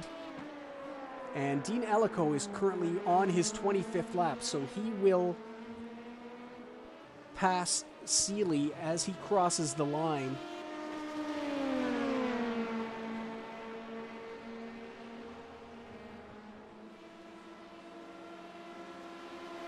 The GTE cars making their way by there as well. And Seeley is back. Okay, so reconnected. The car was towed to the pits while he was disconnected. So Seeley is back in the race and has been credited with his 25th lap as he comes by now. And has, well, we'll let the clock, we'll let the times update themselves. So at least one of the cars is back. So not an internet issue, not a computer issue. It just got dropped by the server. And very, very strange that it happened at identical time to somebody in a different country. As Dennis Rotter in the tow here. And again, lazily listing to the left, and it looks more dramatic than the result. With Dennis sitting in second place.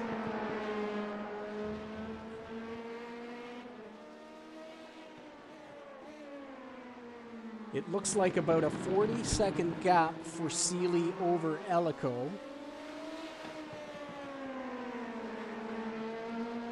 Seeley will be credited with a second stop on there, but that, of course, isn't... Well, it's just when he rejoined in the pits and came out.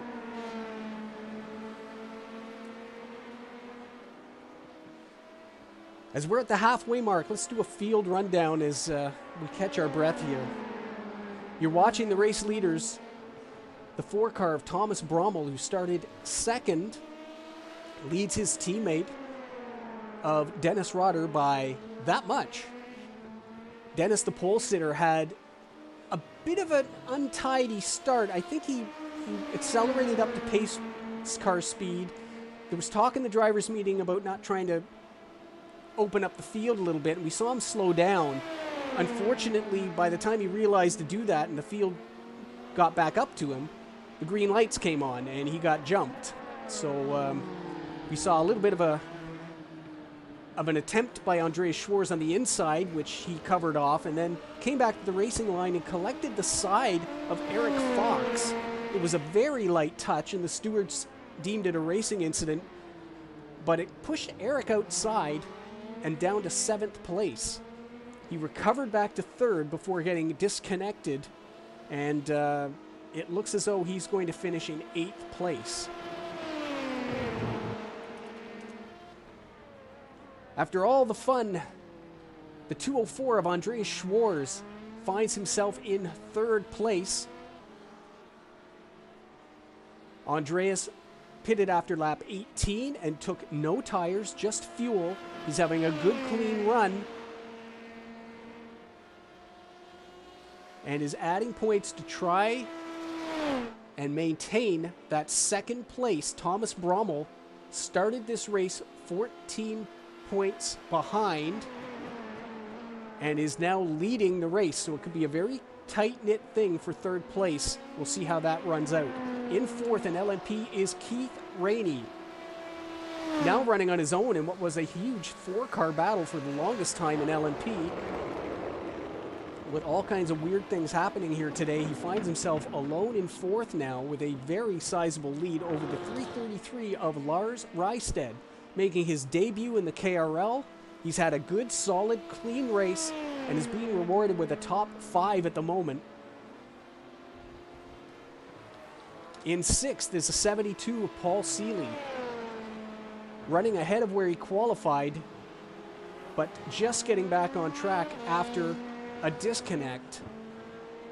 He runs ahead of the 429 of Dean Ellico, who also had a disconnect before the start of the race and didn't rejoin until the race leaders were on their 3rd lap. Dean is the last running car in LMP, as we have lost Eric Fox to a disconnect, Oliver Schlabs to a crash. Your GTE leader is Jens Wolters. Jens having things his own way today and looking like he could make things very difficult on Hayden Fowler for 2nd place in the championship. Jens leads the 111 of Mark Sonnen, having his best day in Season 2. Mark's been fast all week and is here on merit. Everyone was talking about how great he was doing in the practice sessions. He has turned that into a result so far here today with 56 minutes to go. He has a 6-second lead on the 94 car of Kevin Hensel. Kevin running in third ahead of championship leader and possibly Season 2 champion at the end of this race, Jennifer McDonald. Jennifer has been running fourth most of the day, took tires on her pit stop after she saw problems ahead of her with the 28 car of Hayden Fowler. Hayden had a drive-through penalty and then decided the car was too loose and also took tires. He runs in 5th place but needs to make up some ground. The gap is 12 seconds to Jennifer McDonald in front. Since coming out of the pits, Hayden did make up a spot, passing the 25 of Connor Seidel. Connor running in 6th place in the BMW M8. He has a 20-second gap over the 59 car of Steve Groninga. Running in 8th place is Marcel Struve in the 78 car, and he is the last running car in GTE. Toby Seninger has left the race, we think, as he collected an 8th incident point when he ran wide on the track. Not sure exactly. And John Dinkel was also disconnected from the server 3 laps into this 2-hour event. That's your field rundown as we rejoin the LMP2 leaders, who have been no further apart than 1.8 seconds. That happened early on in the race with Brommel leading and Rotter second. Since Rotter pulled him back in, we have seen this almost every lap as they come down the Kemmel Straight.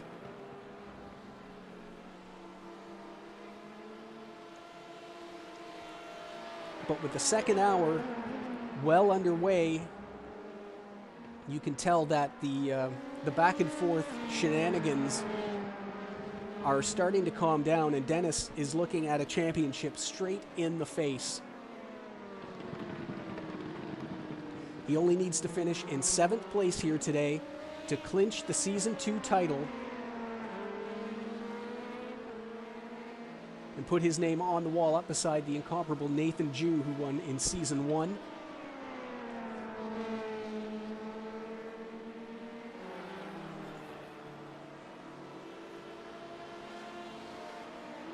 I was going to say, I'm sure Dennis will be fine with his teammate taking the win and him collecting the championship, but when you're this close behind, are you really happy for him to take the win? I don't think I'm willing to say that at the moment. A little bit of a wiggle in a couple of corners there, though, and that gap goes from nose to tail to about 3/4 of a second. There's a little bit of an aerodynamic loss being that tight. And of course, you lose sight of your lines a little bit.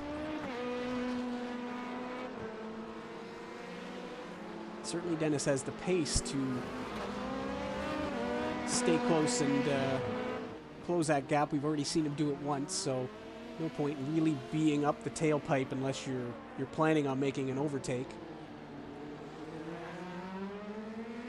These LMP2s, based on when they stopped, 19 laps, could actually make this race on 2 stops if they're saving fuel. Another reason to stay in behind.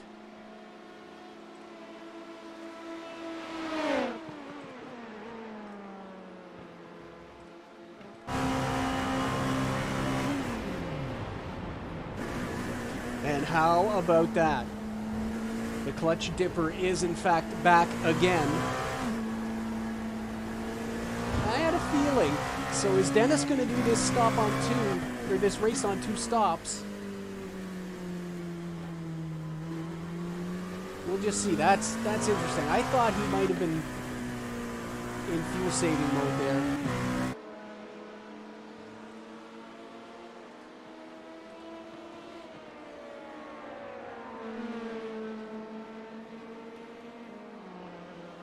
I'll have to ask Dennis if he's doing that with his feet or if he's got a button assigned to his clutch so that he can dump the clutch with a button on his wheel.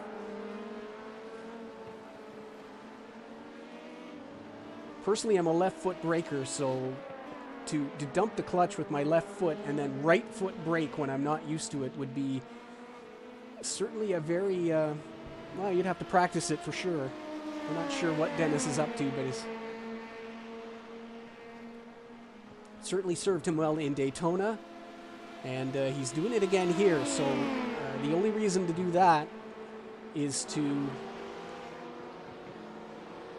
make this a two-stop race. And that explains why we haven't seen these two. Ooh, Lars Reisted. Little bit. He must have caught the grass there on the inside. As Paul Seeley's going to come through. Seeley, 30 laps. He's 2 laps behind the 333. As the leaders are coming up right behind this as well. That disconnect cost Paul Seeley 3 laps on the circuit.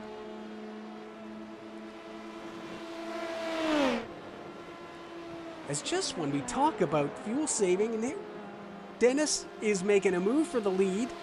So here we are on lap 34, and Dennis Rotter back out front.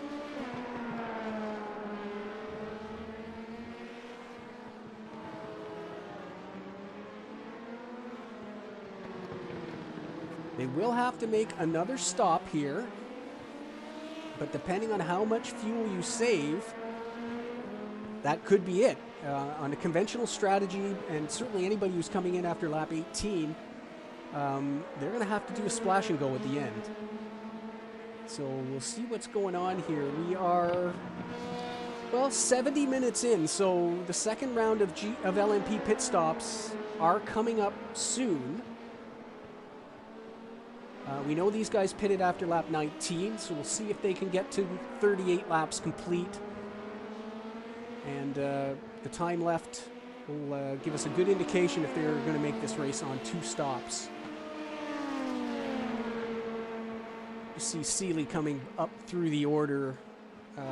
He's coming up through the GTE field, who overtook him with that 3-lap disconnect. So well, I suppose it's passes for overall race position, but it's not a class position, and the 111 is in the pits. This is too early. We saw just a little bit of a wiggle on the previous lap, and has he triggered a drive-through penalty? Reistad coming up through Seidel. We're going to get the cameras back on Dennis. This is way too early for a pit stop. He did not short fuel, and it is a drive-through. Okay. So that is going to make the rest of the day very, very simple for Dennis Rotter. He's going to bring that car home and collect himself a Season 2 championship. His title contender in behind him, Andre Schwarz, is 4 seconds back. That's interesting. And Thomas Brommel there in the 4 car, now released. And he is on pace here for his 2nd win of the season. Your Daytona winner has really put it together after a rough season. And usually when you say a rough season, you know, somebody had some bad races or maybe made a couple of mistakes. He had a rough season through no fault of his own. A couple of races that really took him out of the championship early. He did have some issues later, but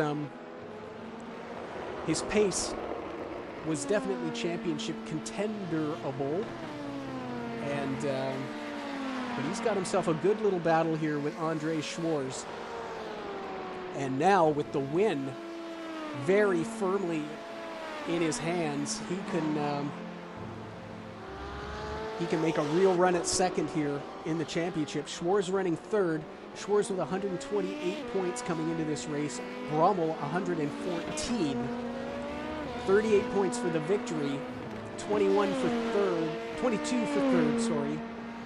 So a 16-point swing, and that could mean Thomas Brommel has a 2-point lead going into the final round at Le Mans. That is Hayden Fowler in the pits. And we believe he's collected another drive-through. Has he, Hayden? Yes, he has. So it has gone from bad to worse. We saw Seidel jump him on the timing screen. And Hayden Fowler is now back to 6th place in GTE. And check out Steve Groninga. That's not Steve. He was right in behind Dean there. Steve Groninga now getting very close to Hayden, just coming up out of Rabion. Groninga coming out of La Source. So that gap now between 6th and 7th is just over 17 seconds.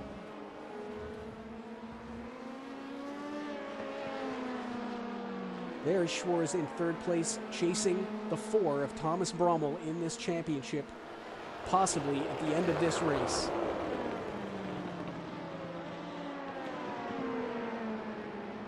"45 minutes to go here in Belgium. The penultimate round of the Night Racing League Sportscar Championship, Season 2.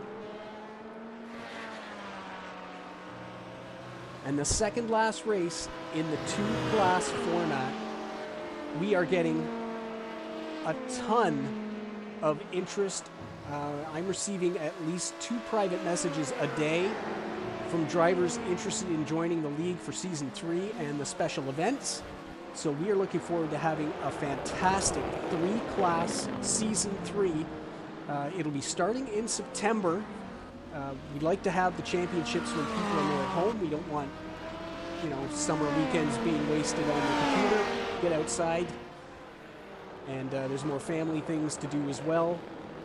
So special events through the summer, and as we did with the exhibition races before Season 1, when the Night Racing League came to iRacing, we'll have the special events, get the classes set, get the rules finalized, maybe experiment with a few things, get everything ironed out so that it's ready to go and solid as a rock for the Season 3 championship in September. We're going to be running 3 special events, one in June, one in July, one in August. They will be full-length events with 3 classes. So get your name in now. The GTE Pro class will be an unlimited I rating, open to all existing KRL members. New members will have to be able to run what you want in the first 2 qualifying events, but classes will be seeded for the 3rd. GTE AM, or GT3 AM, will be for mid-split and lower drivers who want to work their way up. And we're still deciding what to do with the LMP class. We have a great field of LMP drivers right now. It's an unlimited I rating class, but you need to have a certain experience level, and you have to really audition to get into it because of traffic situations. You don't want to have LMP cars who are just plowing their way through the field, especially with 2 GT classes next season. So the qualifications for the LMP class will be strict, but we'll have a great field there. We're going to try and tighten up the competition in all 3 classes, and it should be fantastic as the race leader, Thomas Brommel, comes through the 72 car. Out of position on track,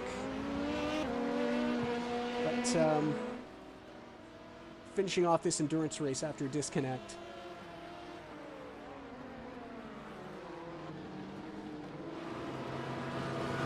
Kevin Hensel makes it into pit road, and that promotes Jen McDonald up to 3rd. She went a lap further than everybody else did on the first stint.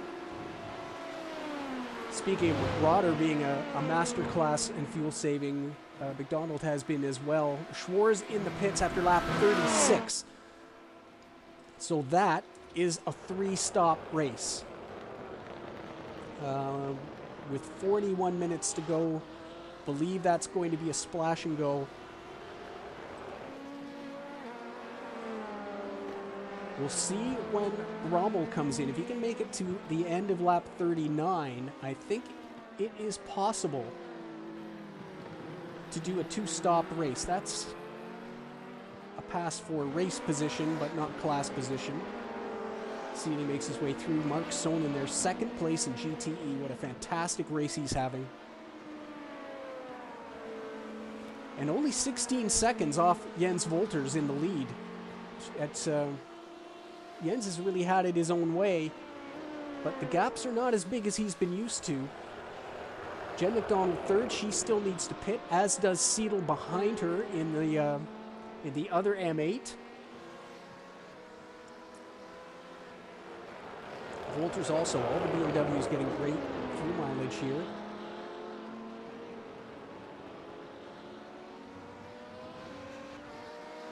Hensel down to 7th. I've seen Fowler and Groninger. They have yet to do that next pit stop. Rainey overtakes Schwarz just as he's coming out of the pits. There they all are.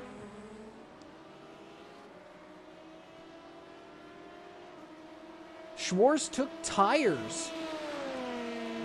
Well, he better get those. He's right behind Keith. But that's a position he needs with Brommel, who has pitted after lap 38. So we think he also needs to do a splash and go then. He led all that time ahead of Rotter, so we believe he wasn't able to save the fuel. Rotter goes through temporarily. But if Brommel wins this race, Schwarz really needs to finish in third place. That would be a 2-point gap in the championship. He can't afford to lose the points from third to fourth. So we are going to watch that very closely. Your new race leader, and coming in at the end of lap 38, we believe, or at the end of lap 39, should be Dennis Rotter. That means 2 more laps. That was an early stop for Thomas, because he did go 19 laps on his first.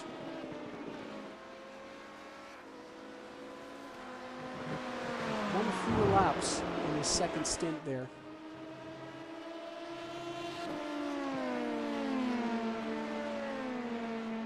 Groninger made it to the pits there. He's battling with Fowler, so we'll see how short his stop is. Oh, this is going to be a good one for third place. Andre Schwarz, he's got fresh tires. Rainey did not take tires. And he's all over him. Lars Reisted right in behind there. He's a lap adrift. Is he? Let me just double check that. Yes, he is a lap adrift. Andreas will have a good tow down here, down to Eau Rouge. He'll tuck it in nicely, and then we'll see what happens down as we approach Les Combes.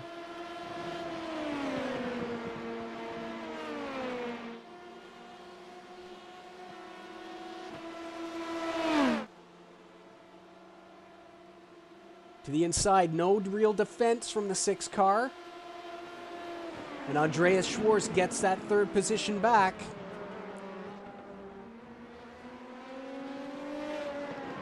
Rotter hits pit road.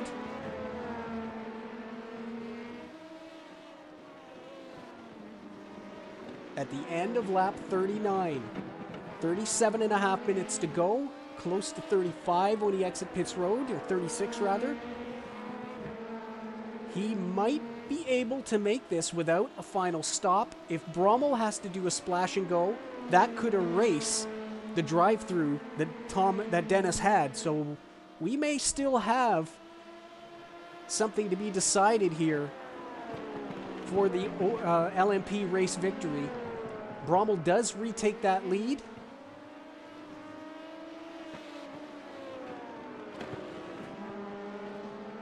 Wolters in the pits. McDonald and Seidel going around again.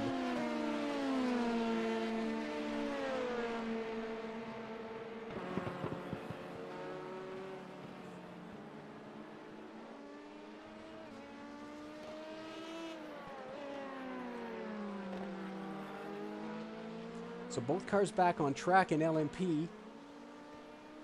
And the gap is 15 seconds. Where is the battle for third? There's Dennis.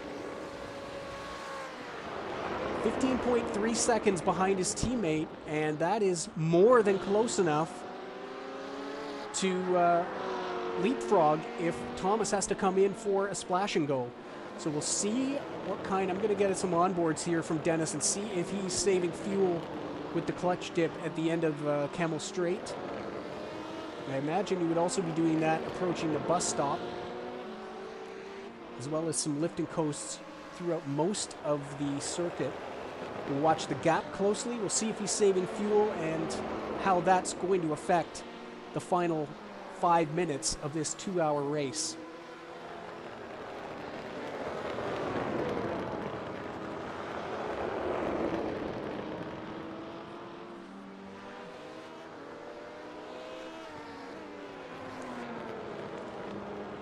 And we just got a message. Thanks everybody who's watching, and they're actually listening to me too. I better be careful what I say. But we got word from the pits there that Dennis does actually have a clutch button on his steering wheel, and that's what he's doing. So thanks to the Unleashed team for getting that info up to us. And I wonder how often we're going to see, or how soon before we see that copied by a lot of teams.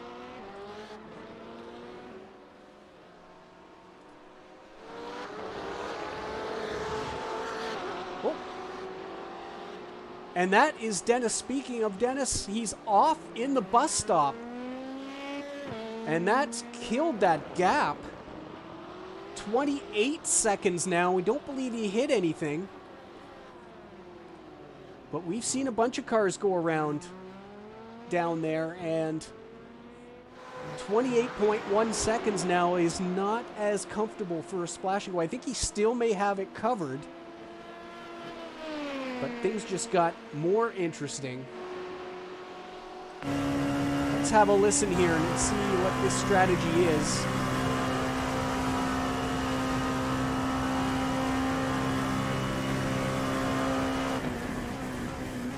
No, he's on it now.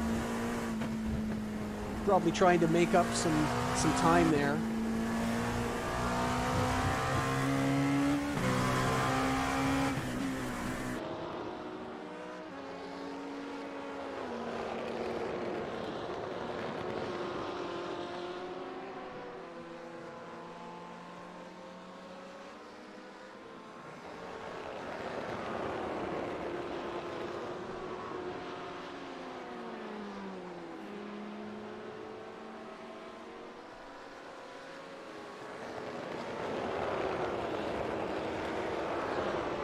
Doesn't hurt the gap.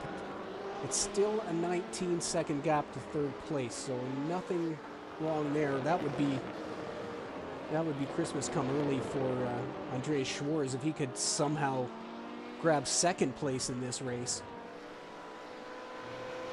Seeley in the pits. Just a normal routine stop. He should be good to go to the end of the race. Seeley also had 19 laps on his first stop. The 3-lap disconnect has put him back even further, so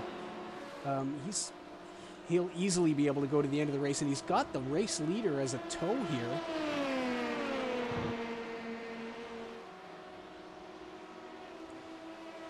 Trying to see if there's anything he can salvage from this. He's completed 38 laps. Rysted he's just now coming into the bus stop to complete his 40th lap. So it's about a 1.5 lap gap. Tall order for a half hour. Rystad in the 2:06.2s.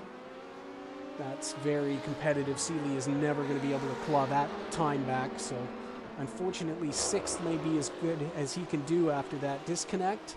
Ellico, recovering from the same problem, is in 7th and about 40 seconds behind.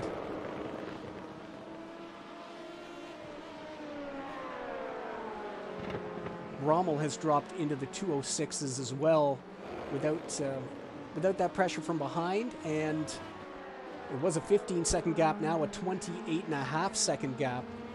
He can afford to just nurse this thing home. We believe the 4 car needs to do a splash and go after pitting after lap 38, a lap less than he got on his first stint. But with Roder not saving fuel, does he have to? He pitted after lap 39. We'll see how it plays out. McDonald in the pits. Mark Sonnen also in the pits. The Belgian currently in the race lead with McDonald behind. Connor Seidel in 3rd place still has to make his stop. Wolters is in 5th place, so he'll be coming through to retake the lead. We'll see. These won't be full fuel stops. They certainly don't need the full, even with 75% limited fuel cells, they don't need to fill them right up to go half an hour.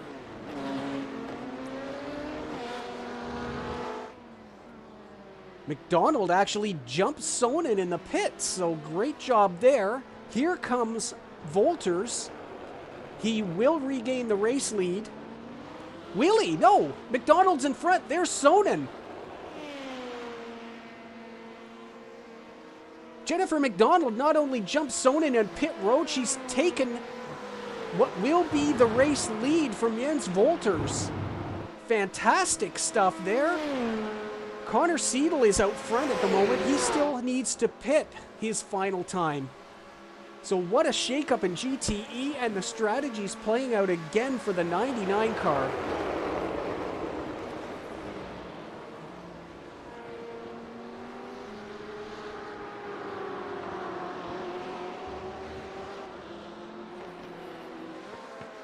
What did Jens think when he saw that blue and black BMW pull out in front of him?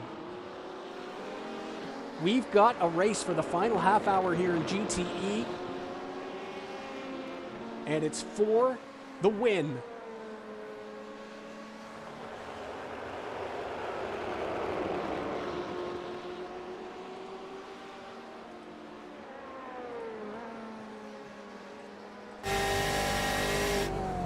On board with the 24 car.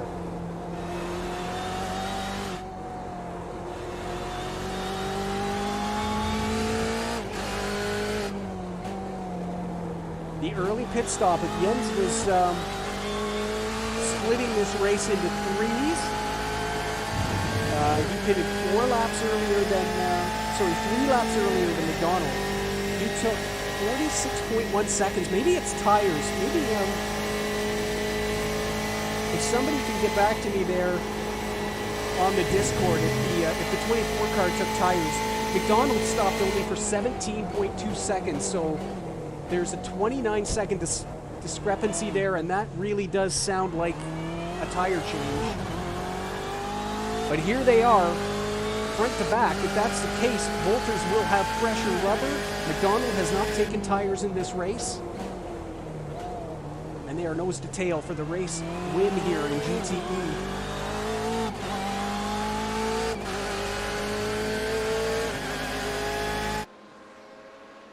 Andre Schwartz 3rd in LMP coming through this battle.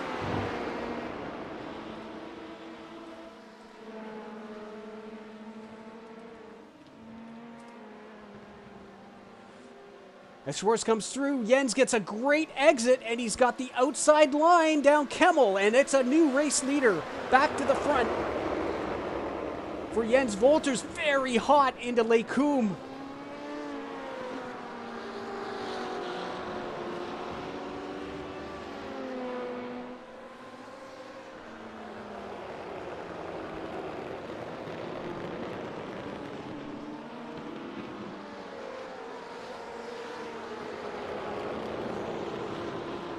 And he really able to open that gap up a little bit through there.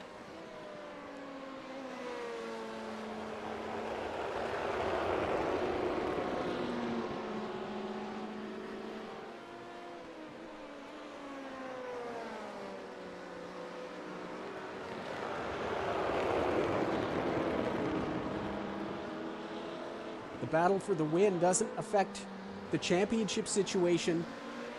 But it's, again, as we said in LMP not too long ago, it's right there. The race win is right there, so We'll see if the tires make a huge difference. A little wide for the 24 car.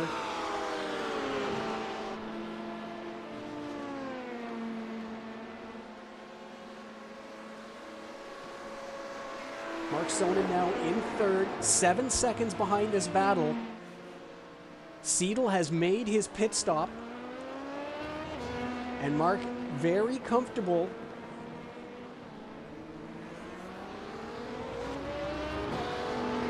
With a 13-second gap over the Canadian in fourth.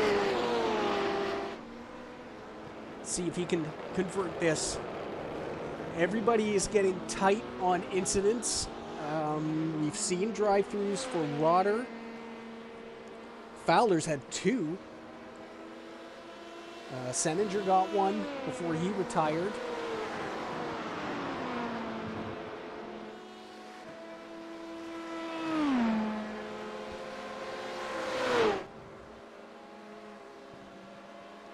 As Rysted comes through this battle for the lead in GTE, through cleanly before LeCun, no problems. Little bit of a lift by Wolters. You saw the gap close up, but he gets himself facilitate the pass, get on your racing line, and get through with a good exit.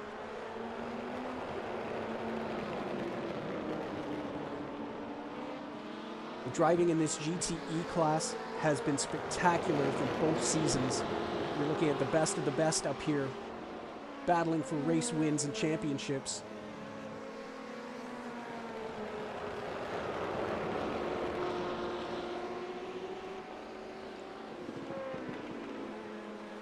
And with the new format and some other drivers coming in, boy, the GTE Pro class is going to be, it likely could be the class to watch next season. I'm very excited already. More than 10 drivers are qualified to be on the grid. There's other drivers applying. The exhibition races, the special events are going to be something to watch.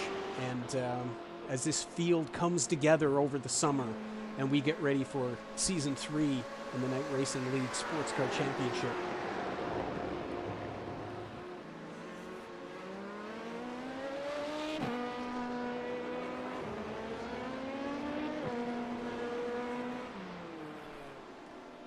Dennis Rotter is closing that gap down a little bit. We get a quick look at him. It's down to 26 seconds.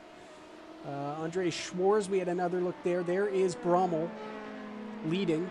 Still got Seeley behind him. That gives you an idea of how 205.4s for both of them last time. Actually, sorry, 205.4s, that's for Rotter and Brommel. Seeley at 205.5. Quicker than the rest of the field. Everyone else in the 206s.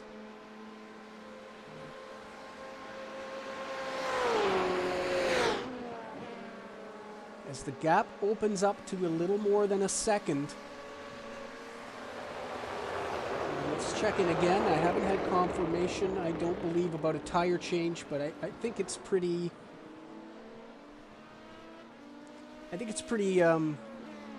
safe to say that the 24 car took some tires on that stop. And we're seeing the benefits of that.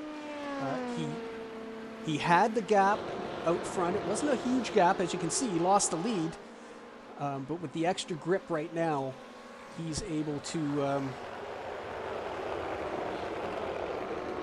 keep the 99 at bay. We know the 99 is on the same tire she started the race with. Oh, and I'm getting a message from the 24 pit box as we speak. So I just thought I saw them typing, so I think we'll get confirmation on that pit strategy. Yep, that's confirmed. So fresh rubber against old rubber here. Thanks everybody again on YouTube.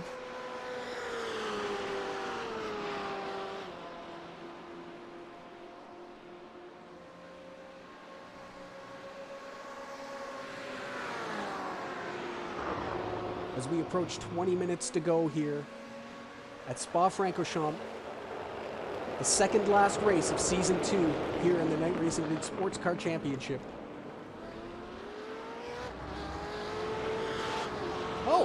All right, and I'm getting told that the 99 car took tires on the first stop. And you know what? Now that that's been relayed to me, we saw that. I remember seeing the 99 dropping off the jacks, and because we were talking about the 28 drive-through and all that. So yes, thanks for rejogging my memory there, guys. So first stint tire stop for the 99 and a second stop tires change for the 24.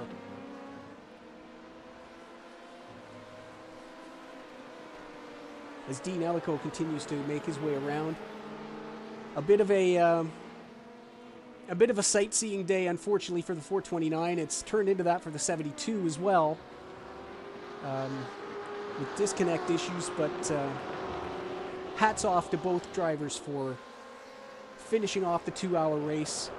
Endurance racers to the core, and they'll get the race distance in.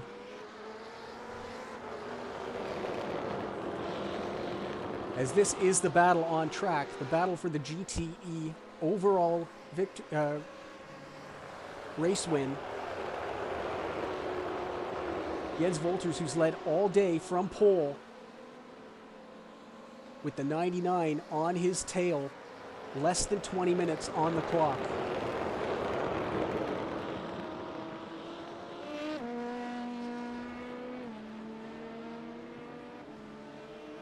Here's Andreas Schwarz coming through the bus stop to get by Steve Groninga.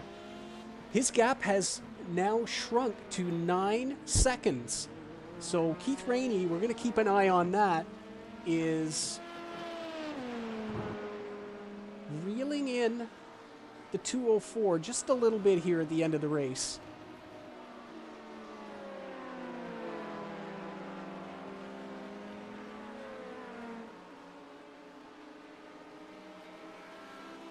Rommel coming by Kevin Hetzel there. Kevin in 6th place. I'm just checking some of the other gaps we were watching. Sonnen is still 7 seconds ahead of Seidel. That's the final podium position in GTE.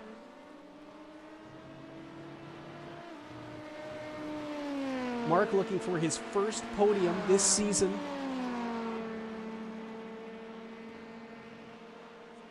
And I'm going to do a quick dig through the archives here and see what Mark's results in season 1 were.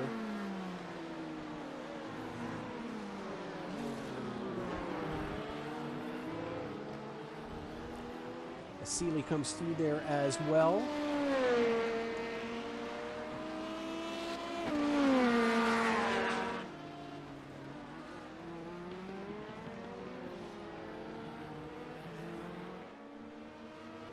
And yes, confirmed, this would be Mark's first podium in the KRL. So exciting day there. We'll watch that gap. It is exactly 7 seconds as we look at it. Seeley coming through. Oh, that's Rainey. And the gap up front in GTE now 1.7 seconds.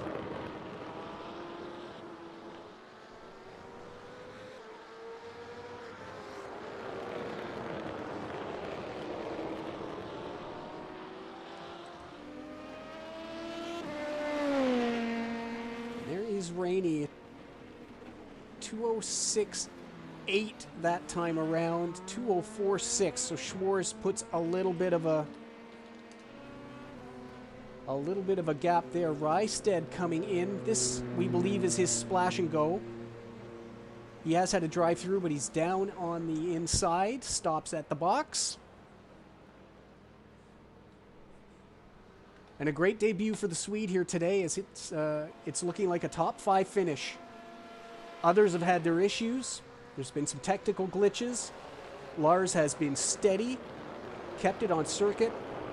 Very competitive times, and he's going to be rewarded with a top 5 here. He comes out in front of the GTE race leaders.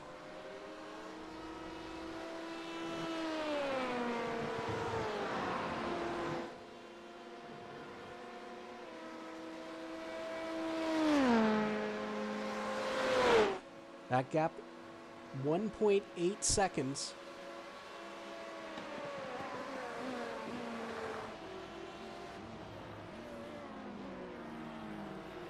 Brommel's gap coming down out front, but he's driving very consistent times, managing the race from the front.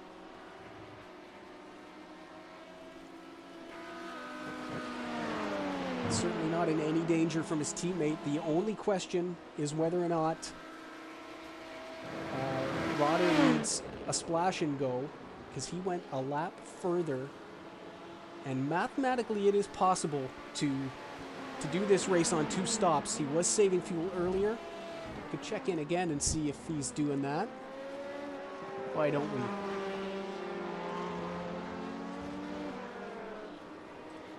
He's on the right section of circuit here. He's gaining time on Brommel, so yeah, he's on it. 2:05.3s. Not the quickest car on circuit at the moment. That's Andres Schwarz.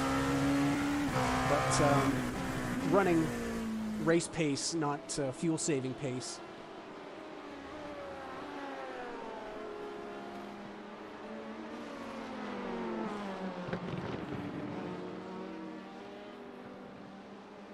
As Seeley coming by his KRL compatriot. Hayden holding on to that top 5 position ahead of Hensel. 14 seconds the lead. And there is a shot of Seidel, and you just saw Sonnen up front in the same frame. So that gap coming down.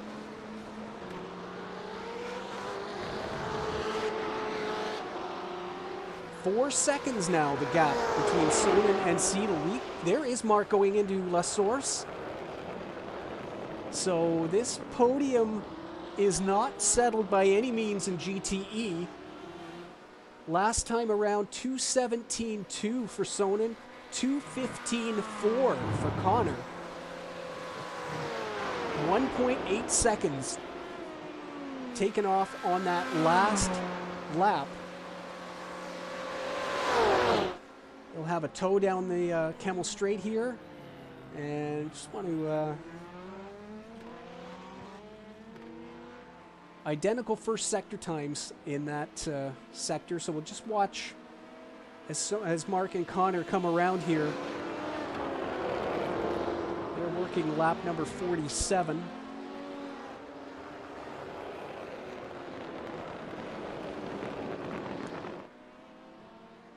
It's this time of the race, you're always wondering where the incidents sit. Who is a 1x away from having to pay the piper? Got a few already as Brommel comes through this battle.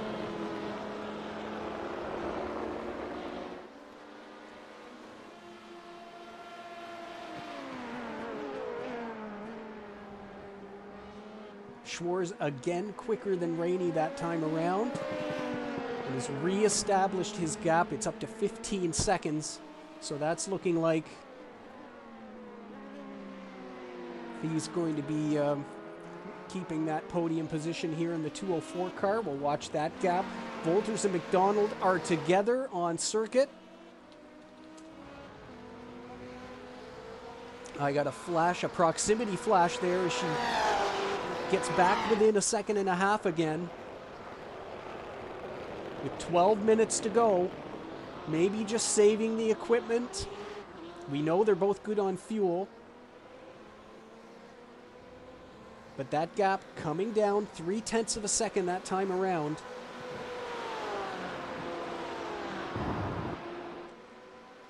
We'll clip on the curbs on Radion there. As Connor Seidel continues. Another 0.9 of a second that time.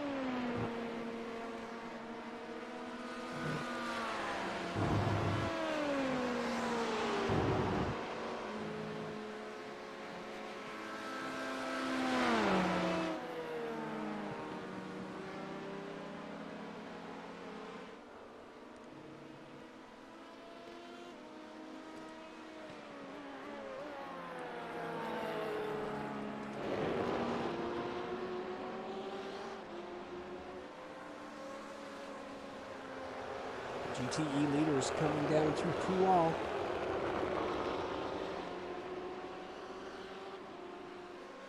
We might as well check out the sector times here. They're swapping it around. McDonald a tenth quicker in the first sector. Volters 0.2 quicker in the second sector.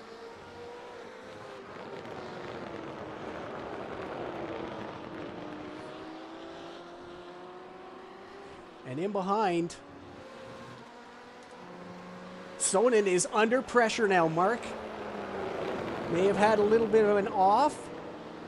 His second sector was 2 seconds slower than Connor Seidels, and we have a battle for third. Did he go off track? We keep talking about this is the time, especially in the 2-hour races, when that 8X can creep up.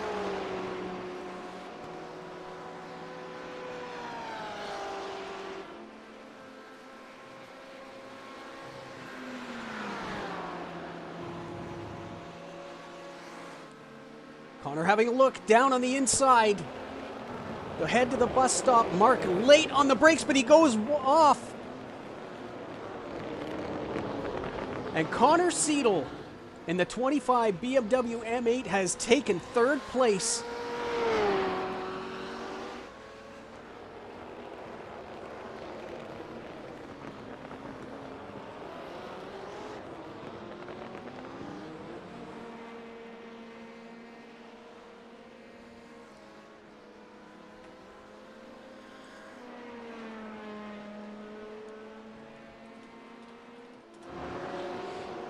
Back up front.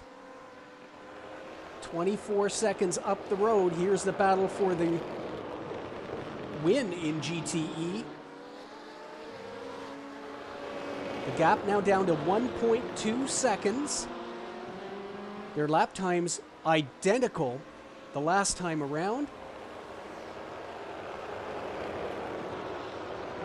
The sector times. Again, McDonald a 10th quicker in the first sector. Volters a 10th quicker in the second.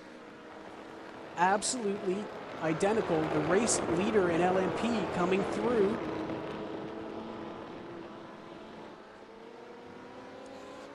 How will this affect the gap? It's opened it up by about 0.3. But Jens is going to get, this is an advantage, Volters here, is he'll have absolutely no liftoff, and he'll get a tow.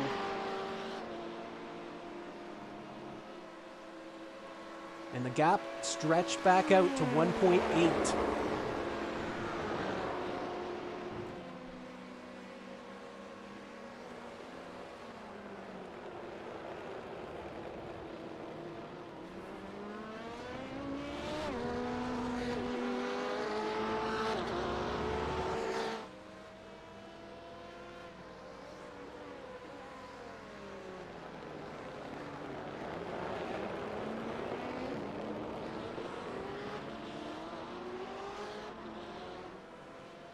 You can see the difference in lap times there. Only 0.2, but a little bit of breathing room for the 24 car.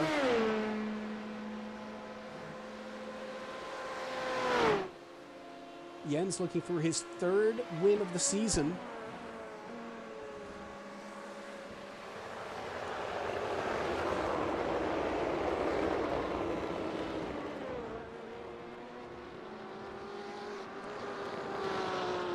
He's been one of the dominant cars, had a rough start at Suzuka and unfortunately missed Daytona, but he's had a very, very strong season.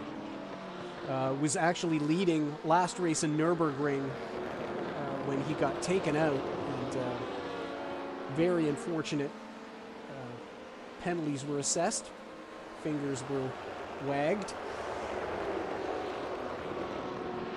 But this is going to put him in a great spot to challenge for second in the championship here. He came in with 101 points, 18 behind Hayden Fowler, who's not had one of his best days today. Hayden currently sitting in 5th place.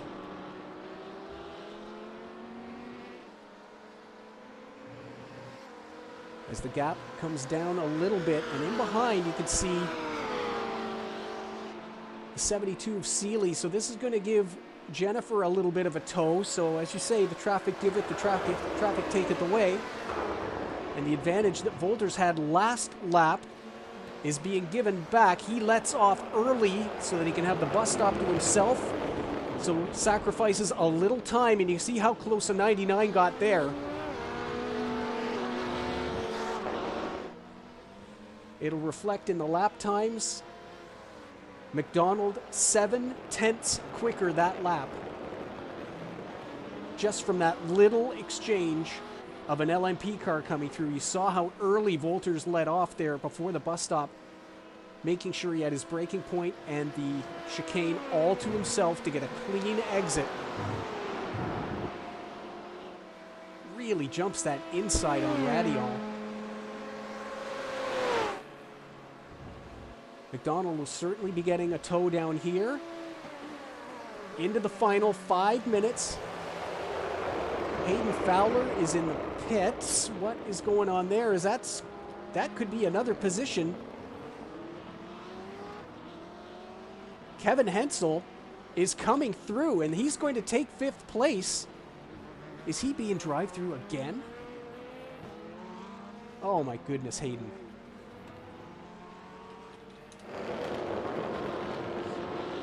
So Kevin Hensel will take that 5th place, and that is an extra bonus for Jens Volters in the 24 car. Track limits really coming into play here.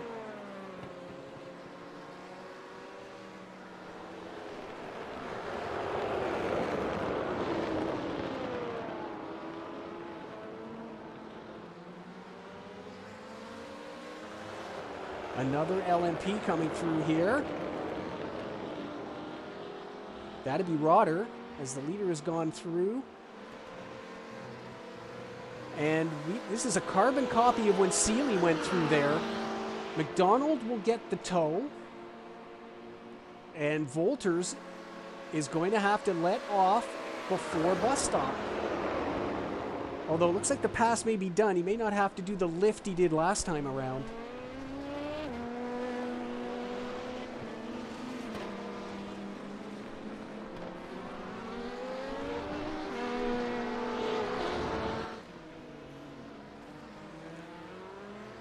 Two more laps to go, we are told.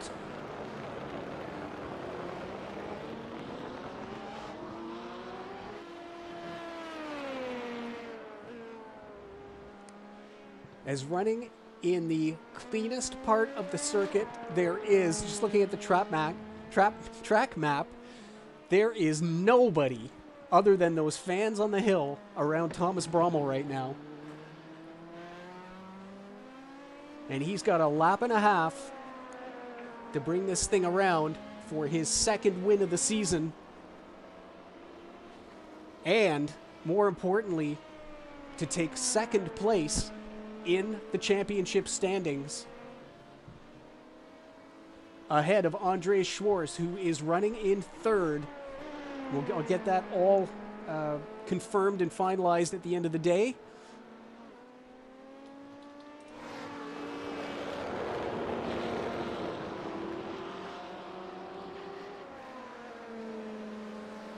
The battle tightens. It's under a second now. We're also told from pit road that the 24 car trying to save a little fuel in case they have to do an extra lap. We're just doing the math here. And we're looking up front. Here is Brommel. He is getting the 1 to go. Yes, he's getting 1 to go here. The GTE leaders are behind, so they will get 1 to go as they cross the line. The final lap here at Spa-Francorchamps. And Jens Volters will be very relieved when he gets up here and sees the white flag.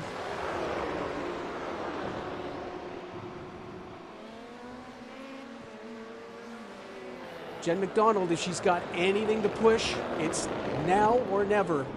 Steve Groninga just in front in the C8R. You're going to catch him after La Source. Somebody heading into the pits behind us there. It's Andreas Schwarz. This is his splash and go.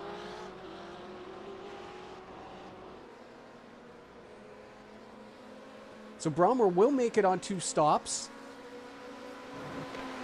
Andreas Schwarz needs a splash. Is that going to give Rainey a chance here? This podium is not done yet. Where is Rainey? As we're watching them come down Kemmel. Rainey coming in for a splash, so that takes care of that. Both cars by Groningen cleanly before Lecum.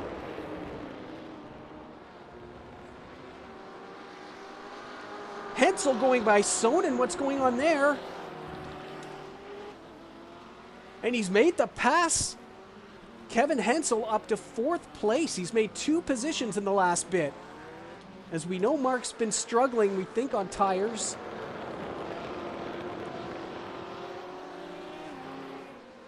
McDonald now, as we enter Pouin. The gap is still a second. Meanwhile, up front, after a spectacular day of back and forth passing with Dennis Rotter, Thomas Brommel wins at Spa.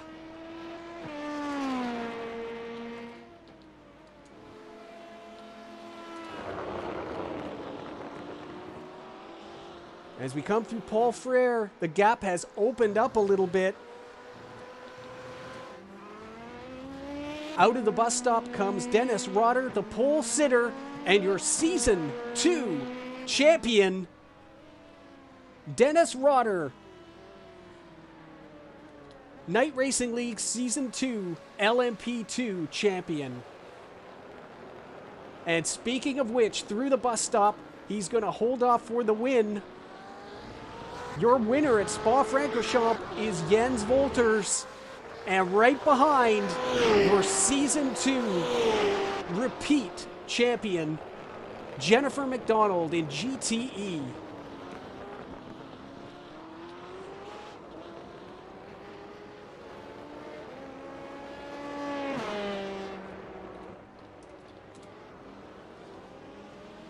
Splash and dashes for both at the end. Andreas Schwarz will come home in 3rd place.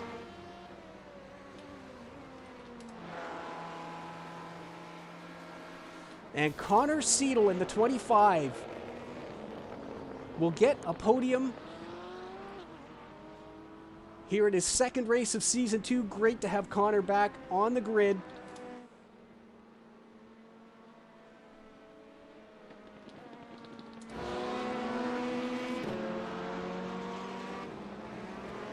Kevin Hensel will finish 4th. Hayden Fowler gets Mark Sonnen at the line and will finish in 5th place. As always, it's all happening at the end. Let's check out your LMP results. Thomas Brommel wins over Dennis Rotter and Andreas Schwarz. That's your podium. Keith Rainey, Lars Reistad with a fantastic debut in the top 5. Paul Seeley, Dean Ellico, and Eric Fox, all with issues, finished 6th, 7th, and 8th, ahead of Oliver Schlabs, who we saw go off there. Your GTE, after a incredible race full of surprises, Jens Wolters wins it ahead of Jennifer McDonald and Connor Seidel. That's your GTE podium. Kevin Hensel, Hayden Fowler, and Mark Sonnen finishes in 6th after a spectacular day. Steve Groningen 7th, ahead of Marcel Struve. Toby Seninger and John Dinkel did not finish.